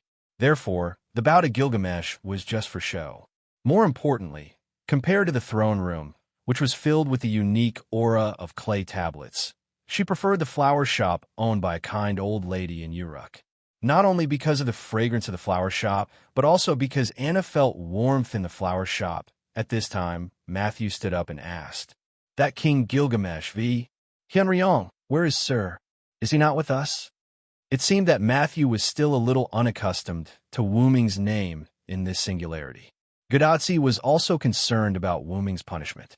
After all, only Wooming wasn't punished or ordered by Gilgamesh. How could she rest assured? This king and Hyunryong have other important matters to discuss. You don't have to ask. However, immediately afterward, Merlin leaned over to Gadotsi and Matthew and whispered. Ignoring Merlin's actions, Gilgamesh turned his head and looked at Musasobo Benkei, who stood aside without saying a word. Also, Lackner, Musasobo Benkei, who was silent and seemingly inconspicuous, responded to Gilgamesh. "Yes, King Gilgamesh, Lackner Musasobo Benkei is here." With one hand on the razor, Musasobo Benkei knelt on one knee in front of Gilgamesh. As you can see, Hyunryong and others have resolved the crisis in the northwest and returned to Uruk. You can rest assured. Yes, King Gilgamesh. Musasobo Benkei looked a little absent-minded. With the strength of his legs, Musasobo Benkei quickly returned to the Uruk to report to Gilgamesh. However, when Musasobo Benkei met with Gilgamesh, Gilgamesh calmly told Musasobo Benkei not to worry. Hyunryong and Ishtar have already resolved it. You just wait here. After Gilgamesh left such a sentence, Musasobo Benkei was left in the throne of the God Tower by Gilgamesh. This made Musasobo Benkei feel quite conflicted. As for what he was conflicted about, to be honest, Musasobo Benkei didn't know himself. Ever since he escaped from Operation Decapitation, Musasobo Benkei felt a little lost in his heart. Musasobo Benkei feared that history would repeat itself. Although he did save Nuwakamaru, that was only because Nuwakamaru was close to him. As a subject, he couldn't watch Nuwakamaru die at such a close distance. However, in other words, If the distance was far, perhaps Musasobo Benkei would abandon Inawakamaru and escape alone, just like Lord Haifeng of Changlu who abandoned the Minamoto Sutra and escaped. He didn't want to see that scene and didn't want history to repeat itself. However, he was indeed afraid of facing the demonic beast commander. Regarding this, Musasobo Benkei was confused. Gilgamesh, who saw Musasobo Benkei's confusion, lost interest in Musasobo Benkei. No matter what, a soldier could only be called a qualified soldier if he was undistracted. The Uruk soldiers were full of faith in fighting against the demonic beasts and protecting their families. As for Musasobo Benkei, although he was stronger than the Uruk soldiers, his heart was not firm. Gilgamesh definitely wouldn't use such a person. If he gave an important mission to him, it would definitely ruin things in the end. Moreover, the risk brought by Musasobo Benkei's confusion was far more than that. At present, it was just that there was no fuse. If there was a fuse, the impact of the explosion would make Musasobo Benkei leave the Uruk silently like a walking corpse. Although he would eventually recover as a heroic spirit, the danger brought by the demonic beasts was too dangerous. The lack of any combat power would put the human side at a disadvantage. Therefore, Gilgamesh couldn't leave Musasobo Benkei alone. Keeping Musasobo Benkei was the temporary solution to deal with this unstable factor. Speaking of unstable factors, Ibaraki Boy, who escaped and occupied the mountain, was also one of them. 3 months ago, Ibaraki Boy was among the 10 servants who carried out the beheading operation. Gilgamesh couldn't help but recall the situation at that time, because the situation at that time was very bad. After one of the demonic beast commanders, Mushio and Hushio, attacked the Uruk, and Okitasoki's spiritual base collapsed and left, Gilgamesh immediately planned the beheading operation against the demonic beast commander. He summoned servants to form an assassination team to assassinate the demonic beast commander. The strength of the servants only needed to be able to get close to and kill the demonic beast commander, because this was a group of suicide squad. And Gilgamesh's suicide squad certainly couldn't let go of Ibaraki Boy, who was still occupying the mountain.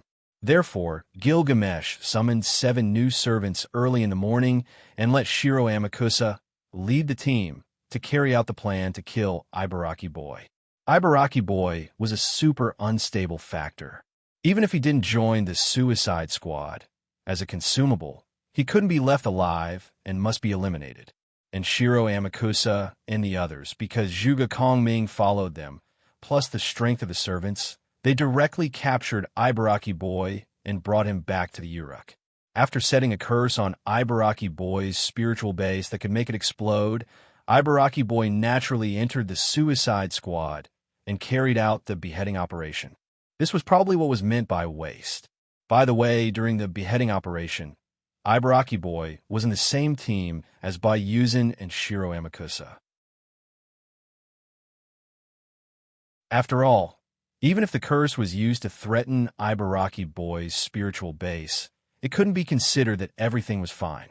Ibaraki Boy was a berserker. Therefore, Ibaraki Boy formed a team with 2 rather steady people. Those 2 people were Bayuzin and Shiro Amakusa. However, even if there were 2 steady people watching over Ibaraki Boy still made a mess in the end. Bayuzin and one of the demonic beast commanders, the Scorpion Man Kitabliru, died together.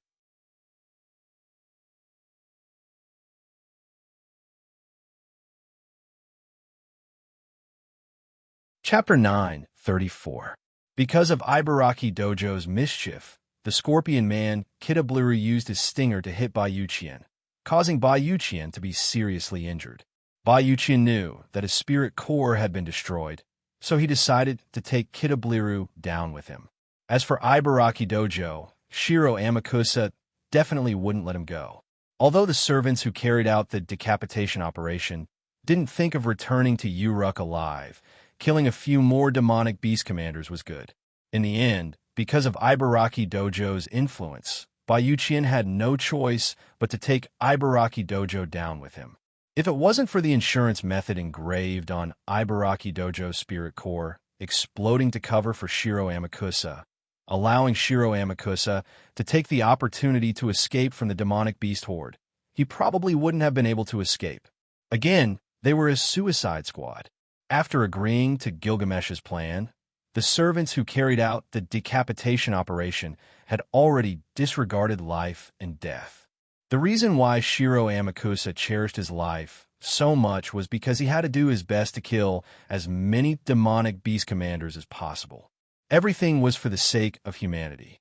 It turned out that the servants were worthy of being called heroes in human history.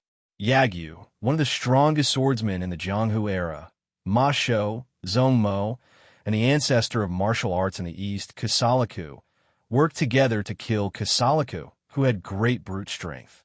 However, the two of them were also seriously injured. Extreme strength could overwhelm all techniques, and that was what Kusalaku did. Although the two spirit cores were intact, their spirit cores were completely destroyed. They were completely defeated by the remaining demonic beasts. Fuma Kotaro and Katu Duanzo, who were also wind demon ninjas, used ninjutsu to deal with the formless Umu Dao, who was known as the Tempest. However, with the help of Shiro Amakusa, the three of them managed to kill Umu Darutu by taking him down with them. However, although the servants were killing one by one, the demonic beast commanders weren't that easy to kill. Even with Zhuge Kongming's plan, which scattered the demonic beast commanders one by one and catching them off guard, the servants still managed to kill the demonic beast commanders by taking them down with them. However, at this time, the other demonic beast commanders finally discovered the problem. So, the demonic beast commanders began to surround the remaining servants and surround them, preparing to annihilate them in one fell swoop. At that time, through the connection between Gilgamesh and the servants, Gilgamesh remotely received the news that several demonic beast commanders were successfully killed, but at the same time, he lost contact with those servants. No one knew what Gilgamesh was thinking at that time. He was still dealing with government affairs. Gilgamesh knew very well that the servants he sent out had no ability to break through the encirclement of countless demonic beasts.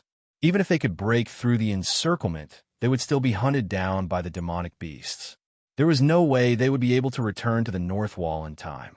And Gilgamesh wouldn't deploy a large number of soldiers to support a few servants, because it was likely that a large number of soldiers would be sacrificed. However, because the strength of these servants was not enough, Gilgamesh could maintain so many servants at one time. If they were like Wu Ming, the amount of servants he provided would be more than enough for Gilgamesh to go to the underworld. However, although Gilgamesh's heart was heavy, he didn't regret it. The so-called heroic spirits were existences that fought for the future of humanity. They were existences that risked everything for the sake of humanity. The so-called Suicide Squad proved this point.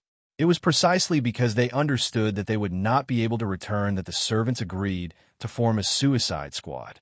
Fortunately, Gadatsi and the others came late. If they came early, perhaps they wouldn't have allowed such a thing to happen. After all, whether it was Gadatsi or Matthew, they were quite emotional people. However, it was precisely because of such human beings that the servants rushed into the demonic beasts without hesitation. Glancing at Gadatsi and Matthew, who continued to whisper to Merlin, Gilgamesh showed a puzzled look. After returning to his senses, Gilgamesh looked at Musasobo Benkei again. The fact that Musasobo Benkei and Nuwakamaru could survive was also within Gilgamesh's expectation. He saw it through his clairvoyance. Berserker Darius III, who teamed up with Musasobo Benkei and Nuwakamaru, was accidentally discovered by the demonic beast commander. Nuwakamaru wanted to kill the demonic beast commander recklessly. Musasobo Benkei had a fear of death, but because he was unwilling to abandon his former master in front of him to die again, he resolutely took Nuwakamaru and fled the battlefield when Darius III couldn't hold on anymore. They successfully survived along the Tigris River. However, Nuwakamaru, who survived, regained her fighting spirit. In order to make up for her failure, she continued to work hard under Gilgamesh to complete the tasks given to her by Gilgamesh. Since then, Musasobo Benkei had changed. To put it nicely, he had lost the motivation to continue fighting. To put it bluntly, he had become a soulless zombie. At this moment, Musasobo Benkei's expression was like this. Seeing this scene, Gilgamesh couldn't help but frown. But this doesn't mean that this king doesn't need to set up a stronghold in the northwest. Set off immediately and return to the temporary stronghold in the northwest. Rendezvous with Ryder and wait for this king's subsequent orders. Sure enough, Gilgamesh couldn't stand such an expression. It was too disgusting. A hero who left his name in human history should look like a hero. Yes, King Gilgamesh, Musasobo Benkei replied, then left the tower without stopping. Then, Gilgamesh looked at Merlin, Gadotsi, and Matthew, who were still muttering nonstop. What are you muttering about? Return to the Chaldean embassy and rest as soon as possible. Yes, then, King, I'll take my leave first. But Tachika and Matthew seem to have something to discuss with you, and Lord Hyunryong. I won't disturb you. Merlin finished speaking and left by himself. Is that so? Gilgamesh looked at Gadotsi and Matthew. Then, what else do you want? That. Gadotsi smiled awkwardly. What was there to discuss? Merlin clearly said that he could see Zhuge Kong Ming if he stayed. But in the end, he sold her and Matthew out. Why don't we let Tachika follow? After all, she's Chaldea's ambassador to Uruk. Wu Ming suggested half-jokingly. Some things could indeed involve Chaldea's people. Forget it. This king is in a good mood today. This king and Hyunryong are going somewhere. If you don't want to return to the Chaldean embassy to rest, you can choose to follow. Gadotsi and Matthew's eyes lit up. If Merlin was right, they should be able to see Zhuge Kong Ming next. Yes, King Gilgamesh. It will be our pleasure. You're tuning in to the Romance Rendezvous YouTube channel. We're so grateful for your support, and don't forget to subscribe to join us on this incredible journey through captivating stories. Your generosity through donations truly makes a world of difference, as it's the primary source of revenue that allows me to expand and enhance this channel for you. Thank you from the bottom of my heart for being a part of this adventure.